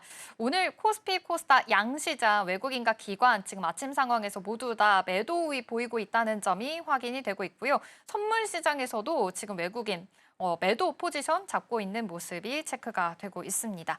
전반적인 분위기 어떻게 보고 계시는지 전문가님과 함께 이야기 나눠보겠습니다. 역시 반도체 투톱은 상승하고 있고 그런데 수급적인 부분에서 아침 상황이지만 좀 우려가 되고 있는 것 같긴 합니다. 지금 상황 어떻게 보고 계실까요? 일단은 우리 예상했던 대로 3,600포인트 이상에서 시작을 하고 네. 그 중심에는 역시나 삼성전자와 SK하이닉스가 있다라고 보시면 됩니다. 예상보다는 영업 실적 자체가 한 2조 정도 플러스 된 게 네. 삼성전자의 추가적인 상승 모멘텀이 된 것 같고요. 저도 좀 수급을 좀 보고 있었는데 네. 현물 수급은 그냥 요 정도 좀 나올 수 있거든요. 전체적으로 현물 수급은 크게 외국인들의 움직임은 없지만 현재 선물 쪽에서 한 3천억 정도 매도를 진행하고 있다라는 게 약간은 좀 부담이 되는 부분 같습니다. 아마도 지금 오후장까지는 좀 지켜봐야겠지만 선물 쪽에서 이런 식으로 외국인들의 매도가 좀 나온다라는 건 현재 원화 약세에 따른 외국인들의 좀 매도세가 좀 이어지는 거 아닌가. 그러니까 외국인들도 액티브 자금이라고 빨리빨리 움직이는 자금이 있고요. 패시브 자금이라고 그냥 한 군데 촥 넣어놓고 그냥 쭉 기다리는 자금이 있는데 그런 액티브 자금 쪽에 대해서 약간은 매도세가 좀 나오는 거 아닐까라는 생각을 좀 예측을 해보고 있습니다. 그만큼 어저께 이제 외환 당국의 구두 경고도 좀 나왔지만 결국에는 지금 원화 약세가 계속해서 이어지고 있는 부분이 아마도 시장에는 어느 정도 좀 부담으로 다가오는 것 같습니다. 그 정도만 체크해 주시면 될 것 같고요. 오늘 역시 중심은 반도체 중심으로 시장은 시작이 되고 있습니다. 뭐 한미반도체가 가장 코스피 200 쪽에서 가장 상승률이 좀 높아 보이고요. 거기에 따라서 전체적으로 뭐 SK 하이닉스, 삼성전자 뭐 계속해서 말해도 입 아프지 않을 정도로 반도체 중심으로 올라가고 있고 오늘은 코스피보다는 코스닥 쪽의 반도체들이 확실히 탄력들이 더 좋습니다. 뭐 가온칩스, 테스, 뭐 제주반도체, YC 같은 종목들을 본다면 코스닥 150에서도 한 1위부터 거의 조금 과장해서 한 20위까지는 전체적으로 반도체 종목들이 딱 중심을 잡아가고 있다라고 보시면 될 것 같습니다. 반대급부적으로 좀 하락하고 있는 업종을 좀 보자면요. 하락하고 있는 건 어저께 하루 좋았던 지금 엔터주들이 오늘 또 다시 좀 떨어지고 있는데 오히려 어저께 올랐다는 거는 약간 대통령의 말 한마디 때문에 좀 올라간 약간 테마성 발언은 좀 있지만 저는 엔터주들은 여전히 좀 지켜봐도 괜찮다라고 보여지고요. 요즘에 가장 안 좋은 게 제가 봤을 땐 금융 지주사 쪽이랑 그다음에 이제 그 증권 쪽입니다. 그쪽에 대해서는 계속해서 눌려줄 때마다 우리가 좀 관심 포트를 담아두자라고 많이 말씀을 드리고 있는데 지금 반도체로만 너무 수급이 쏠리다 보니까 아마 나머지 업종 쪽에 대해서 수급이 좀 안 쏠려서 포모 현상이 조금 더 깊어질 수는 있는데요. 반도체 테마 장세가 얼추 끝나고 난다면 저는 뭐 엔터 쪽이라든지 금융, 지주사, 보험 쪽, 증권 쪽 이쪽에 대해서는 충분히 다시 한번 선수능매가 돌 수 있으니까요. 여기에 담아두신 분들도 조금은 버텨보시는 것도 괜찮다라고 의견 정리해드리겠습니다. 네, 좋습니다. 아무래도 오늘 시장은 반도체 투톱이 역시나 이끌어주고 있는 시장 분위기입니다. 하지만 환율적인 부분에서 역시나 좀 원화 약세 이어지고 있죠. 1,427원대 지금 지나가고 있는데요. 역시나 환차손으로 인해서 지금 외국인들의 매도세가 좀 있는 것으로 파악이 되니까요. 함께 참고해 보시면 좋겠고요. 말씀해 주신 대로 지금 뭐 순환매가 돌고 있는 상황이지만 뭐 엔터나 증권, 뭐 보험 쪽으로 그래도 긍정적인 포인트 주셨으니까 이 점도 참고해 보시면 좋겠습니다. 이 밖에 오늘 좀 짚어볼 점 역시나 실적에 대한 이야기일 텐데요. 어제 LG 에너지 솔루션이 또 실적을 공개했습니다.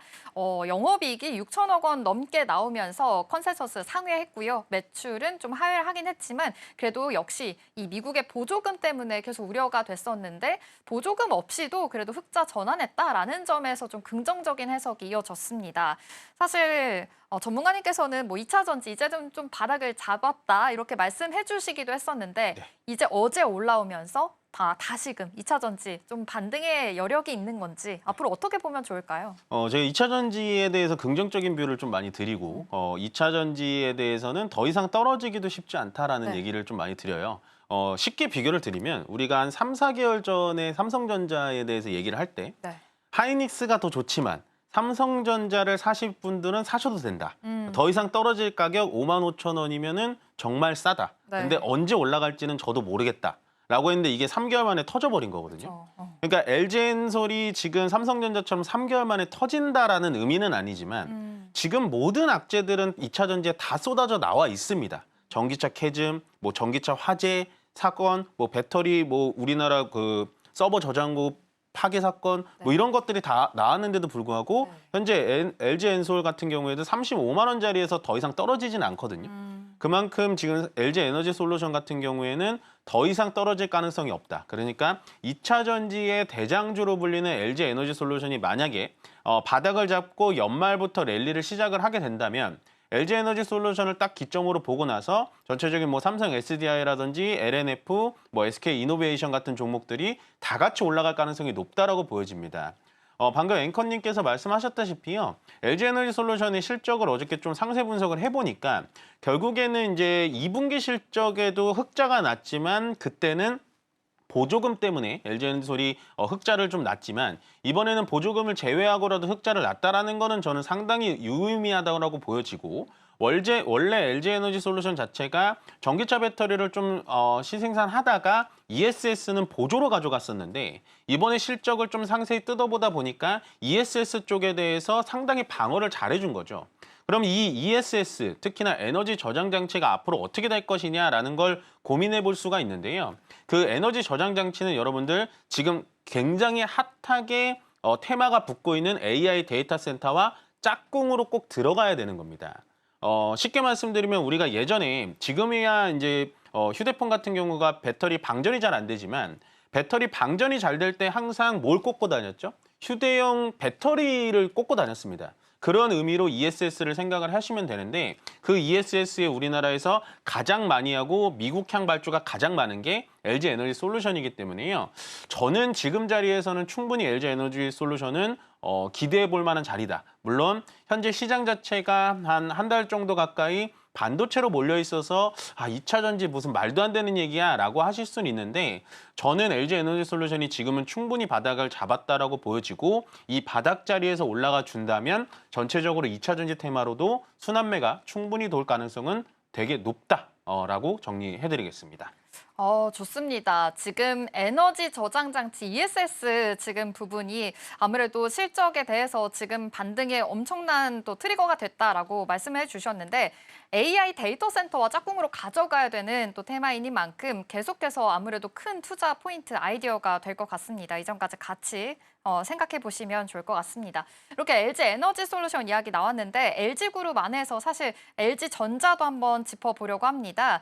LG전자가 인도 법인이 지금 현지 증시에서 상장이 된 상황입니다. 그러다 보니 1조 8천억 원 자금이 지금 확보가 됐거든요.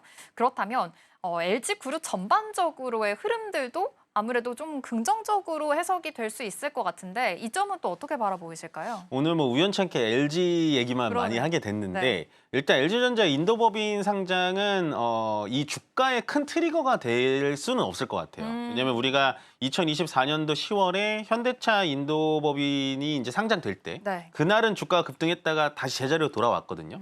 근데 이제 그것보다도 규모도 작고 네. 거기에다가 LG전자는 확실히 현대차보다는 좀 바잉 파워가 좀 약하기 때문에 그렇게는 느껴지지만 저는 LG전자도 굉장히 좀 긍정적으로 보고 있습니다. 역시나 긍정적인 모멘텀. 그렇죠. 인도 시장을 일단 진출을 한다라는 건 LG전자의 의미가 굉장히 있고요. 네. 현재 인도가 세계에서 인구가 제일 많은 나라거든요. 근데 가전 보급률은 우리나라는 거의 100%잖아요. 누구나 다 세탁기를 쓰고 누구나 에어컨을 쓰는데 여기는 60%밖에 되지 않는다라고 하더라고요. 그래서 거기서 점유율이 높여가가지고 LG전자가 인도 시장을 저는 확대를 할 수 있을 거라고 보여지고요. 물론 인도 시장 확대가 어떻게 될지는 예상할 수는 없겠지만 제가 봤을 때는 이번 자금 모은 걸로 통해 가지고 LG전자가 추가적으로 하고 싶은 건 제가 봤을 때 냉난방 공조 시스템이라는 겁니다. 이 냉난방 공조 시스템이 굉장히 중요하고 LG전자가 가장 잘하는 그런 기술이기도 한데요. AI 데이터 센터가 들어가면은 이 공조 시스템이 같이 들어가야 됩니다. 왜냐하면 열을 발생을 굉장히 많이 하기 때문에 우리가 컴퓨터에도 팬이 항상 돌아가듯이 LG전자가 그 공조 시스템을 굉장히 잘하는데요.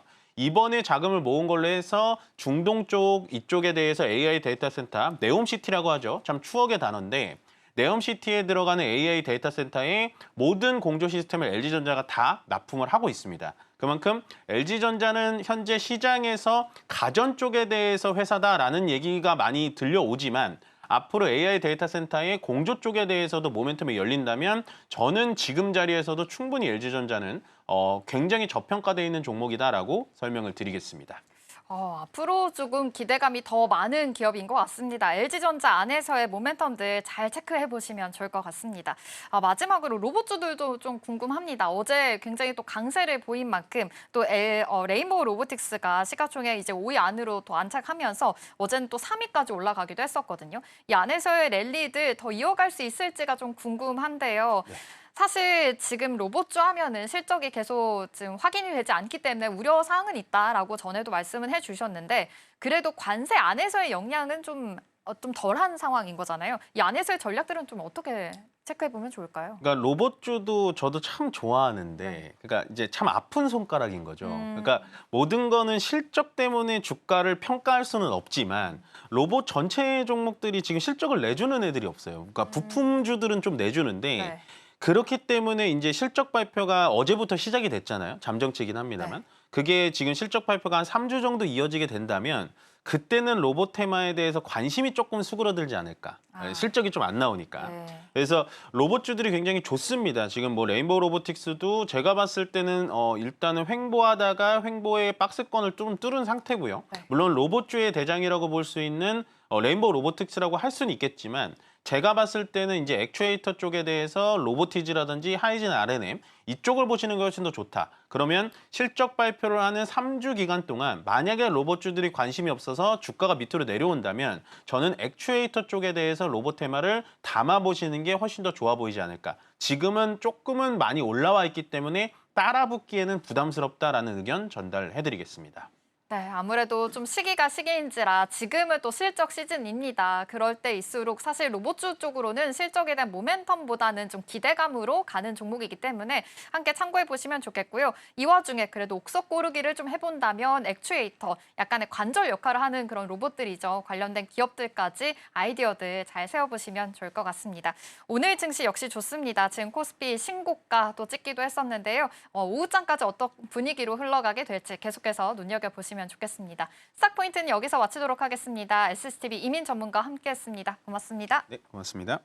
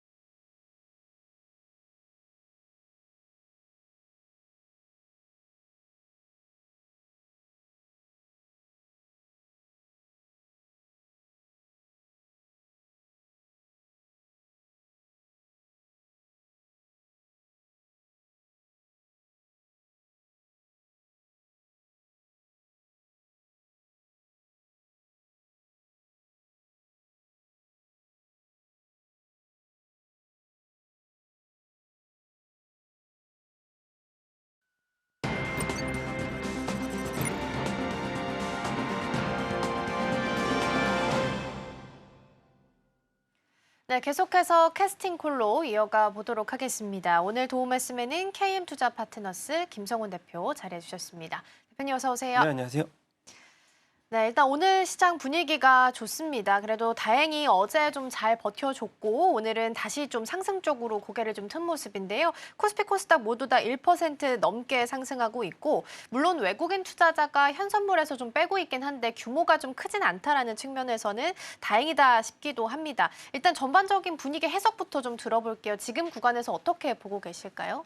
역시나 삼성전자가 제 역할을 좀 해줬고 기대 이상으로 그리고 미국에서도 뭐 FMC 셧다운 등 악재 이벤트들이 좀 남아 있지만 그래도 AI 수요가 폭발적으로 증가되고 있다는 모습들이 뭐 오픈 AI를 필두로 해서 보여지고 있습니다. 그러면서 사실 시장에서 집중되는 분위기는 악재보다는 AI 수요에 좀 더 집중돼 있는 굉장히 이 호재성 이슈가 계속 이어지는 그런 빅테크 중심으로서의 반등폭을 국내 시장에서도 좀 노릴 수 있지 않을까. 그리고 중국과의 무역 분쟁에 있어서는 히토류를 무기로 한 이 중국의 견제가 좀 강력하기 때문에 트럼프의 중국 견제 기세는 완화적인 스탠스로 계속 이어갈 수밖에 없다. 그리고 시장 전반적으로 봐도 8월 달에 급락장 이후에 빠르게 리커버리를 했던 국내 시장의 모습들을 봤을 때 어제 시장 같은 경우도 사실 뭐 한 1%대 후반대의 낙폭을 또 오후장 들어서 빠르게 또 이제 커버해주는 그런 모습들을 보여줬기 때문에 오늘 장의 반등의 힌트가 좀 어제도 되지 않았을까라고 보여지고 있는 상황입니다. 네. 전반적인 개장 분위기 먼저 좀 여쭤봤고요. 이런 와중에 코스피는 외국인 투자자가 지금 현물 쪽에서는 매수로 돌아선 것으로 좀 확인이 됩니다. 일단 선물 쪽에서는 여전히 좀 마이너스권으로 찍혀 있습니다. 1,700계약 정도 빼고 있긴 한데 개장 초반 대비해서는 이 규모도 좀 줄어든 것으로 보이긴 하네요. 전반적으로 수급이 개장 초반 대비해서는 조금씩 나아지고 있다는 측면에서 긍정적으로 보셔도 되겠습니다. 되겠습니다. 자, 그럼 이어서 오늘 주목해 볼 만한 테마들 하나씩 점검을 좀 해보도록 하겠습니다. 첫 번째부터 열어볼 거고요. 첫 번째, 양자 준비되어 있습니다. JP모건 쪽에서 국가안보 관련한 이니셔티브에 10년간 2,140조 원, 우리 돈으로 했을 때 요만큼을 좀 투자한다라고 합니다. 4가지 정도 분야가 있었고 그중에서 이제 양자랑 히토류 쪽에서 어제 강세가 좀 나왔습니다. 그러다 보니까 오늘 우리 시장에서도 양자 쪽에서 영향을 좀 같이 받아가는 것으로 보이고요. 어제 리게티가 한 25% 상승불 켜져 있고 오늘 우리 시장에서도 보면 KCS가 8% 정도, 한국첨단소재도 7.5%, 엑스게이트가 한 6.7% 정도 오름세 현재 나타나고 있습니다. 두 번째 열어보겠습니다. 두 번째는 SOFC입니다. 요거 같은 경우도 이제 뉴욕 증시에서 영향을 좀 같이 받았는데요. 브룩필드랑 블룸에너지 7조 AI 인프라 파트너십 체결했다라는 소식이 좀 있었습니다. 그러면서 오늘 좀 같이 좀 영향을 받고 있는 것으로 보이고요. 한선 엔지니어링이 지금 좀 가장 강합니다. 12%대 상승률 기록하고 범한 퓨얼셀이 9% 정도 상승불 현재 켜져 있는 것으로 확인되고 있습니다. 일단 마지막도 열어보겠습니다. 마지막은 세 번째 반도체 준비되어 있고요. 어제 이제 뉴욕 증시에서는 브로드컴이랑 오픈 AI랑 같이 협력한다라는 소식이 좀 전해졌죠. 10기가와트 규모로 AI 칩 공급 계약이 있고요. 오픈 AI가 설계를 하고 브로드컴이 생산하고 배치하는 형태로 갈 것으로 예상이 좀 되고 있습니다. 원래 근데 두 기업은 협력을 좀 계속 해오던 상태였다가 공식적인 발표는 이번이 처음이다 보니까 주목도가 좀 높은 상황이었습니다. 그리고 빼놓을 수 없는 삼성전자의 잠정 실적 또한 있었죠. 우리가 한 10조 정도 예상을 좀 하고 있었는데 12조로 어닝 서프라이즈로 나온 상황입니다. 그래서 이런 부분들도 오늘 좀 증시에서 영향을 좀 주고 있는 것 같고요. 한 가지씩 열어보면서 전략들 챙겨보도록 하겠습니다. 일단 양자부터 확인을 좀 해볼 텐데요. 금리 인하 시기를 돌아봤을 때 어떤 테마가 가장 잘 갔을까라고 보면 한 5에서 10년 정도 퀀트 분석해보면 보통 성장주가 잘 갔다고 하더라고요. 근데 그렇게 본다면 양자 또한 지금 이 시기 안에서 이 사이클 안에서는 주목도를 좀 높여도 되는 구간일까요?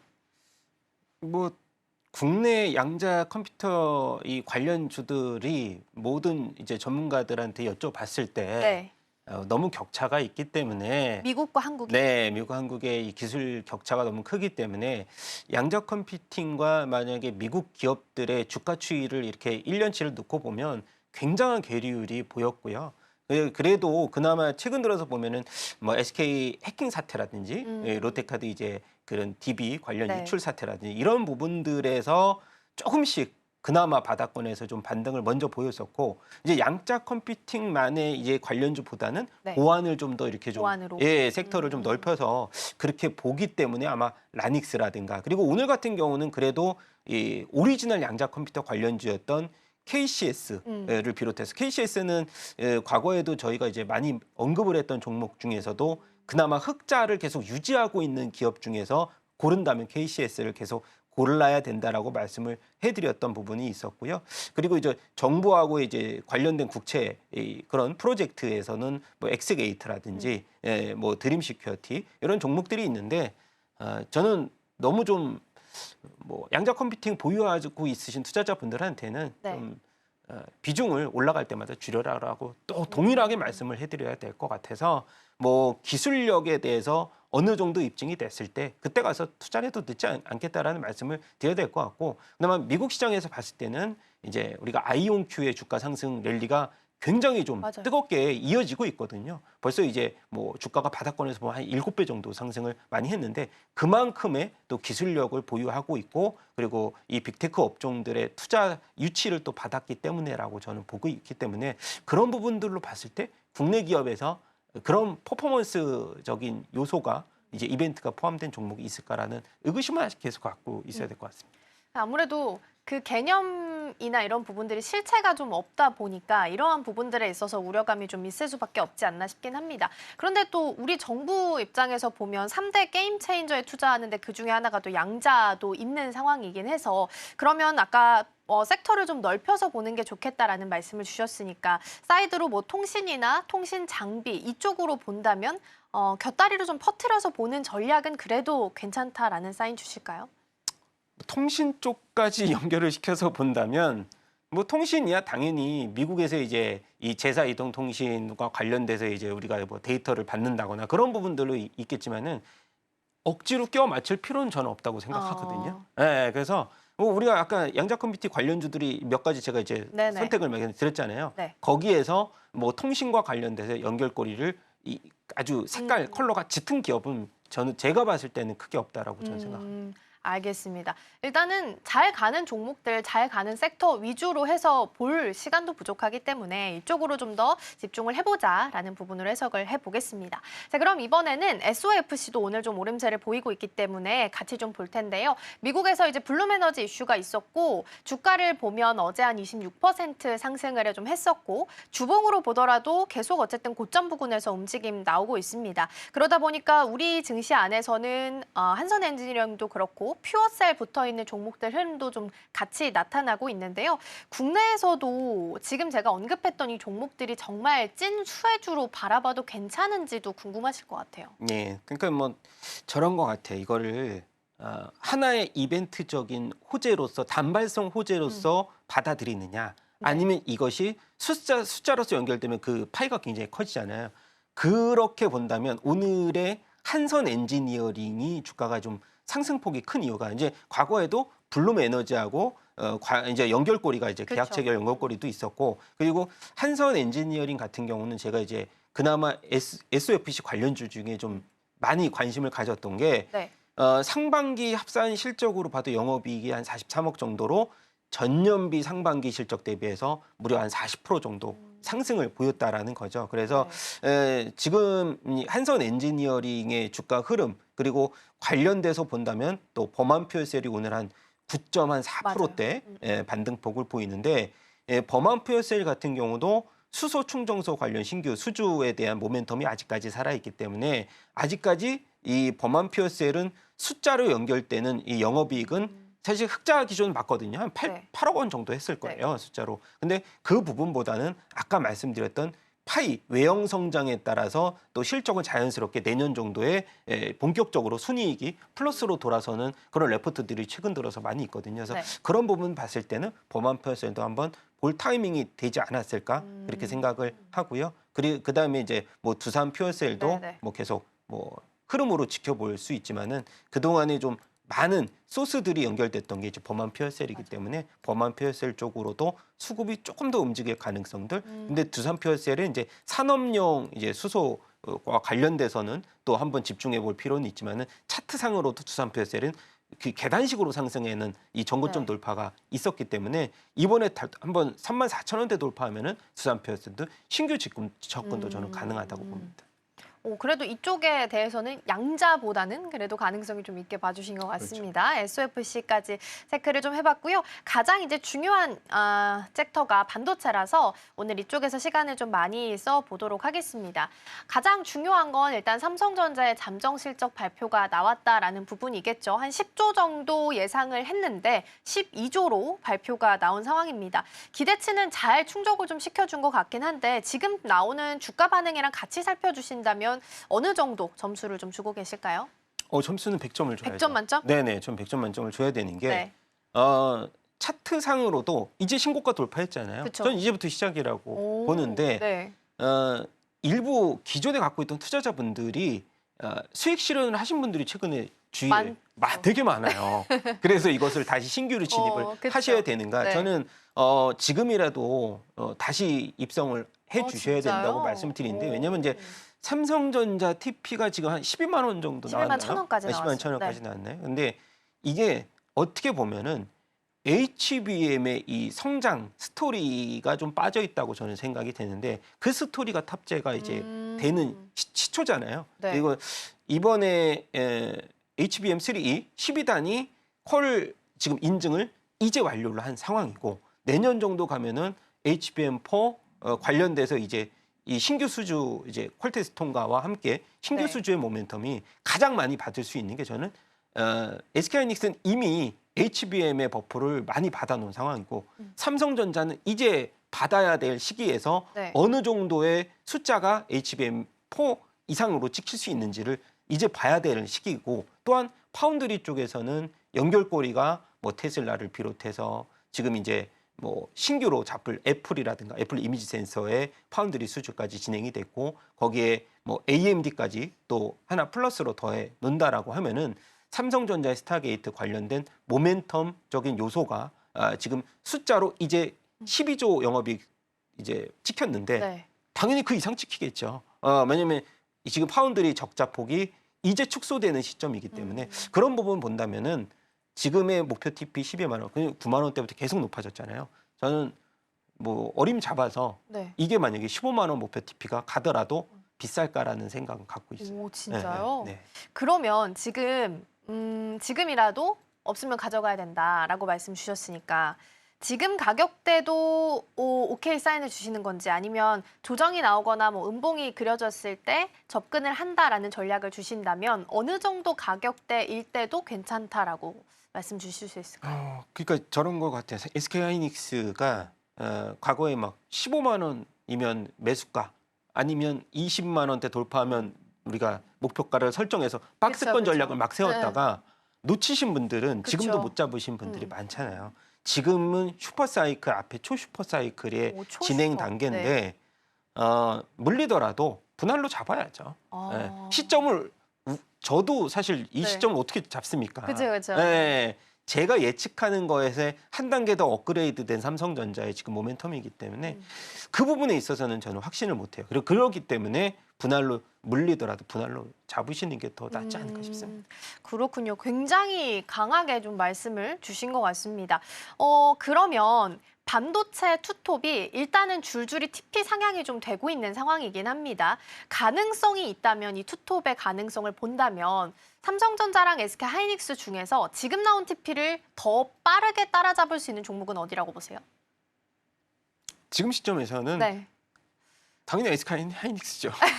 삼성은 이미 밝혔잖아요. 네. 갖고 있는 패를 깎고 SK 하이닉스도 아직 이제 가지고 패를 있는 게 까야 있으니까? 되는데 예를 들어서 얘네가 이제 11조 이상 네. 퍼포먼스를 좀 보인다. 뭐 이 12조 이렇게 나오잖아요. 네. 이게 그 이상까지도 지금 바라볼 수 있잖아요. 왜냐하면 지금 TSMC도 9월 이제 실적 발표했는데 한 30%업 전년비 그리고 삼성전자가 또 보여줬고 마이크론도 보여줬고 네. 이제 남은 게 이제 SK 하이닉스인데 SK 하이닉스가 뭐 12조 이상만 컨셉만 일부만 뭐 상회를 하더라도 지금의 43만 원도 시장에서는 뭐 계속 목표 주가가 이미 뭐 50만 원 이상까지도 지금 나와 있는 나왔죠. 상황이고요.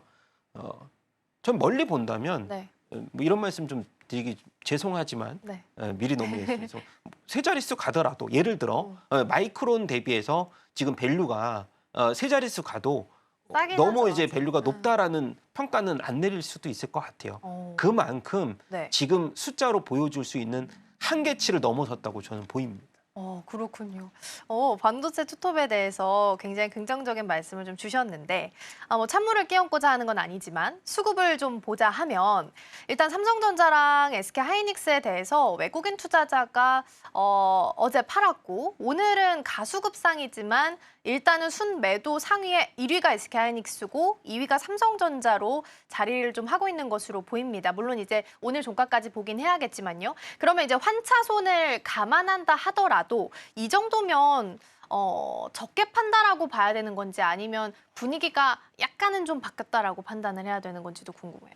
그러니까 이게 뭐 정말 2, 3일 동안의 외국인들의 이런 수급 추이를 정말 장기간으로 이 단면을 갖고 판단하기 굉장히 어렵고요. 그렇죠. 이틀이니까. 네, 이거 앞서서도 제가 이제 미국 시장에서도 이 중국과의 무역 분쟁 때문에라도 관세 리스크가 계속 남아 있는 거고 우리나라 같은 경우도 한미 이제 이 무역 협상에 대해서도 아직 결말을 짓지 않은 상황이기 때문에 그런 것이 결말이 완벽하게 이어졌을 때 네. 그러면 외국인 투자자 입장에서 국내 증시의 코리아 디스카운트가 이제 시작이 됐고 거기에서 또 많은 플러스 알파 요소까지 진행이 될 수도 있고요. 그리고 3차 이 상법 개정도 이제 남아 있는 상황이고 저희가 만약에 이런 부분에서 5,000포인트의 목전까지 계속 랠리가 이어질 수 있다라고 하면 오늘 같은 경우도 네. 지금 이틀 만에 3,600선을 다시 한번 넘어서 맞아요. 굉장히 빠르게. 그래서 악재에 대해서보다는 호재에 굉장히 빠르게 민감하게 외국인들의 투자자 매수 유입은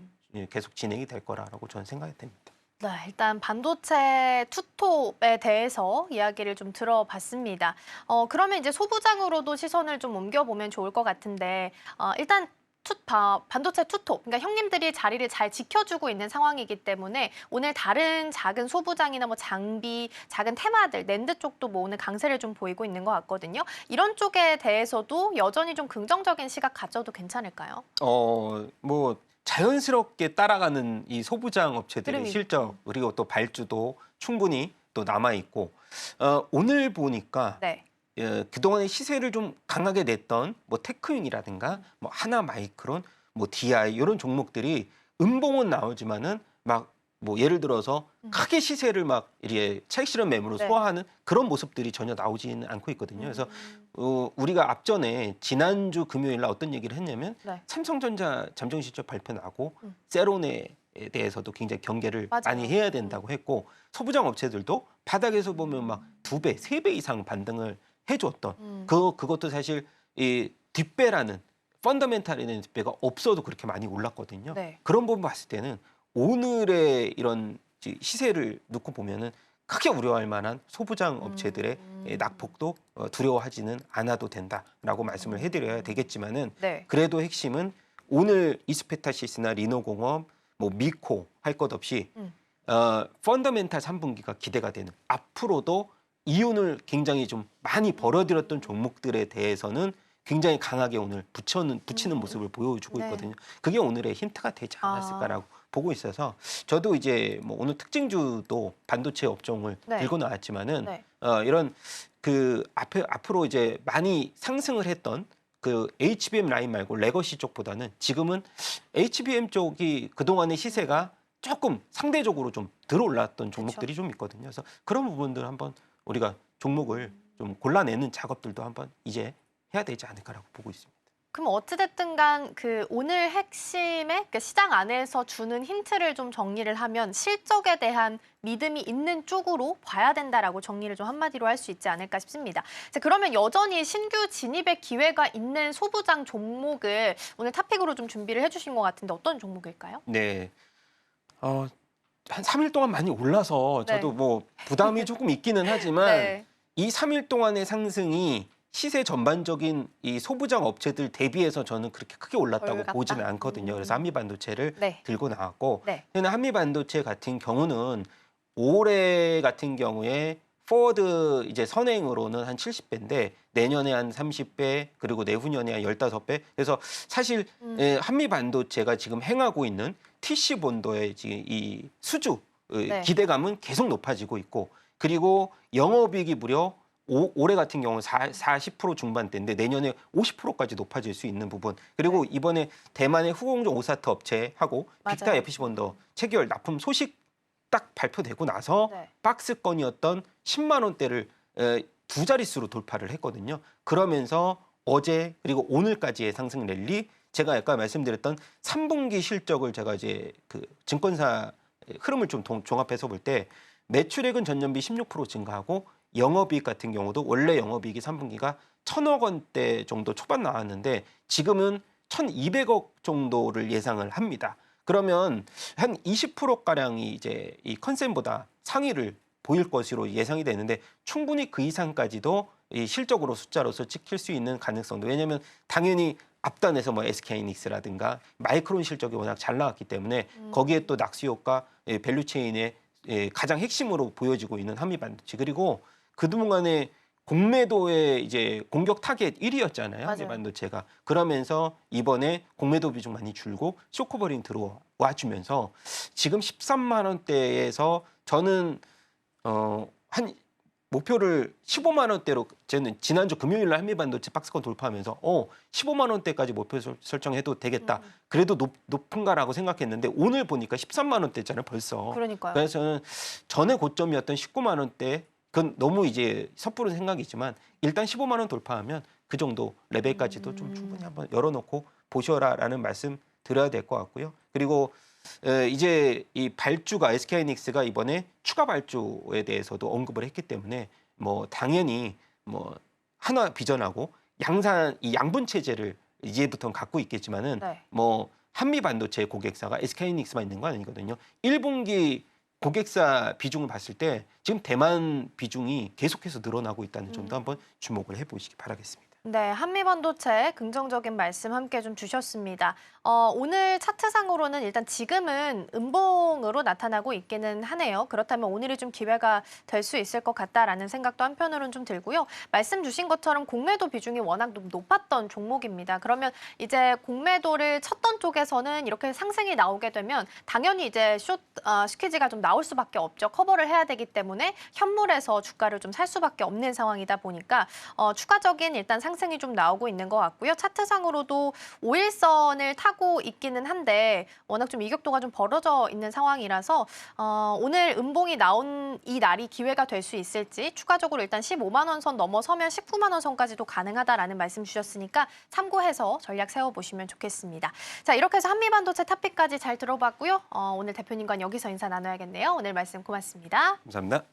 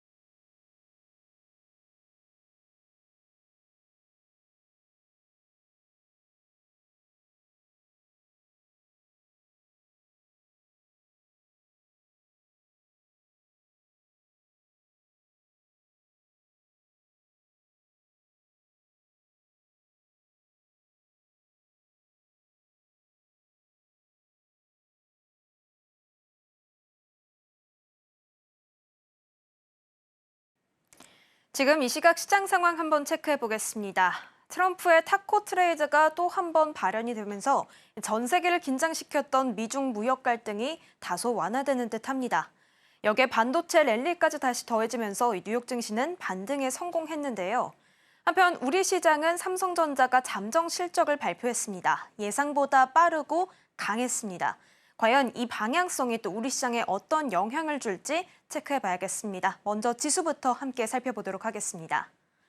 네, 코스피와 코스닥 오늘 양시장 상승 출발해줬습니다. 코스피는 장 시작과 함께 3,600선을 회복해줬는데요. 현재 각각 3,641선 그리고 코스닥 867선 지나가주고 있습니다. 자, 그럼 이어서 코스피 수급 넘어가 보겠습니다. 네, 어제 코스피는 사실 외국인의 매도세가 좀 지수를 끌어내려 줬었는데요. 오늘은 외국인이 수급을 잘 담아주고 있습니다.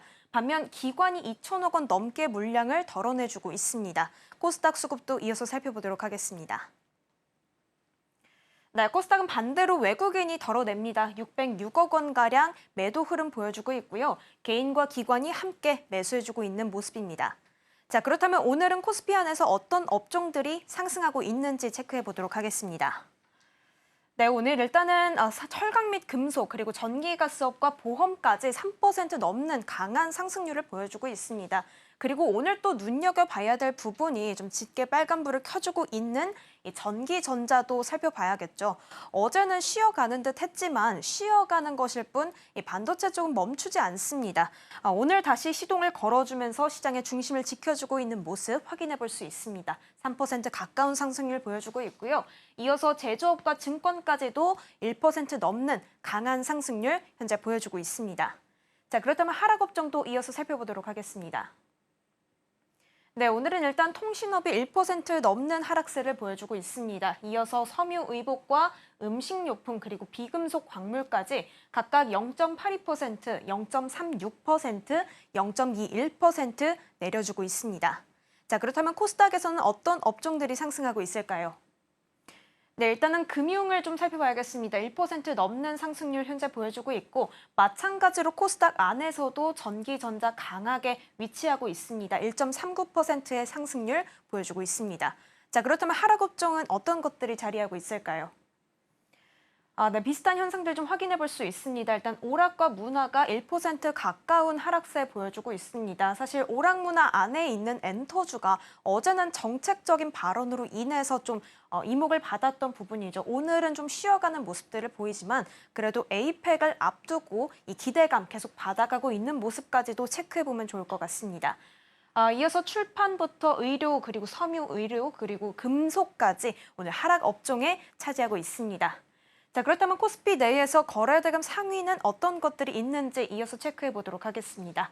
오늘 반도체 투톱이 역시 또 강하게 시세를 뿜어내주고 있습니다. 삼성전자가 잠정 실적을 발표했는데 증권가들이 예상했던 10조 원 넘어서는 결과를 냈죠. 시장 컨센서스를 크게 상회하면서 12조 원의 영업이익을 달성하게 됐습니다. 10조 원을 넘은 거는 1년 3개월 만이라고 하는데요. 이 소식으로 인해서 삼성전자 2% 가까운 상승률 현재 보여주면서 94,000원대 지나가고 있습니다.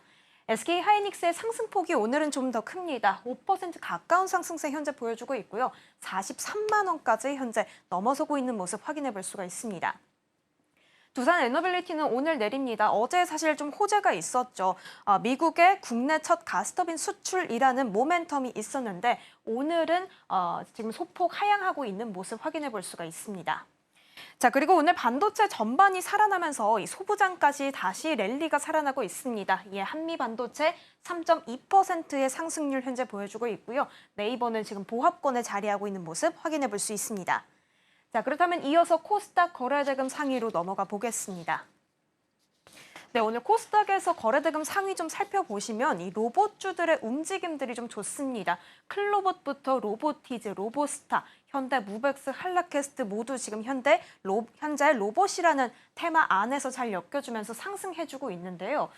사실 이 휴머노이드와 제조용 로봇이라는 테마가 지금 계속 주목을 받고 있죠. 과연 얼마나 사람처럼 정교하게 움직임을 구현해낼 수 있는지, 그렇기 때문에 두뇌나 이 손과 같은 정교한 부분들의 기술을 얼마나 많이 좀 표현해낼 수 있는지 이 부분이 좀 중요하겠는데 이런 기술을 잘 드러낼 수 있는 기업들이 현재 주목을 받아주고 있습니다. 사실 클로봇 같은 경우에는 어제에 이어서 오늘도 좀 시세를 잘 뿜어내주고 있는데요. 52주 신고가까지 오늘 달성하는 모습 좀 확인해 볼 수가 있었습니다. 16%대의 급등세 보여주고 있고요. 로보티즈도 오늘 강합니다. 상한가 로보스타가 오늘 강합니다. 상한가 가까운 현재 상승률 보여주고 있고요. 로보티즈 또한 10% 가까운 상승률 보여주고 있습니다. 마찬가지로 현대무벡스도 오늘 흐름이 좋습니다. 한라캐스트까지 오늘 로봇주 안에서 계속해서 여러 가지 수급이 좀 몰리고 있는 모습 확인해 볼 수 있습니다.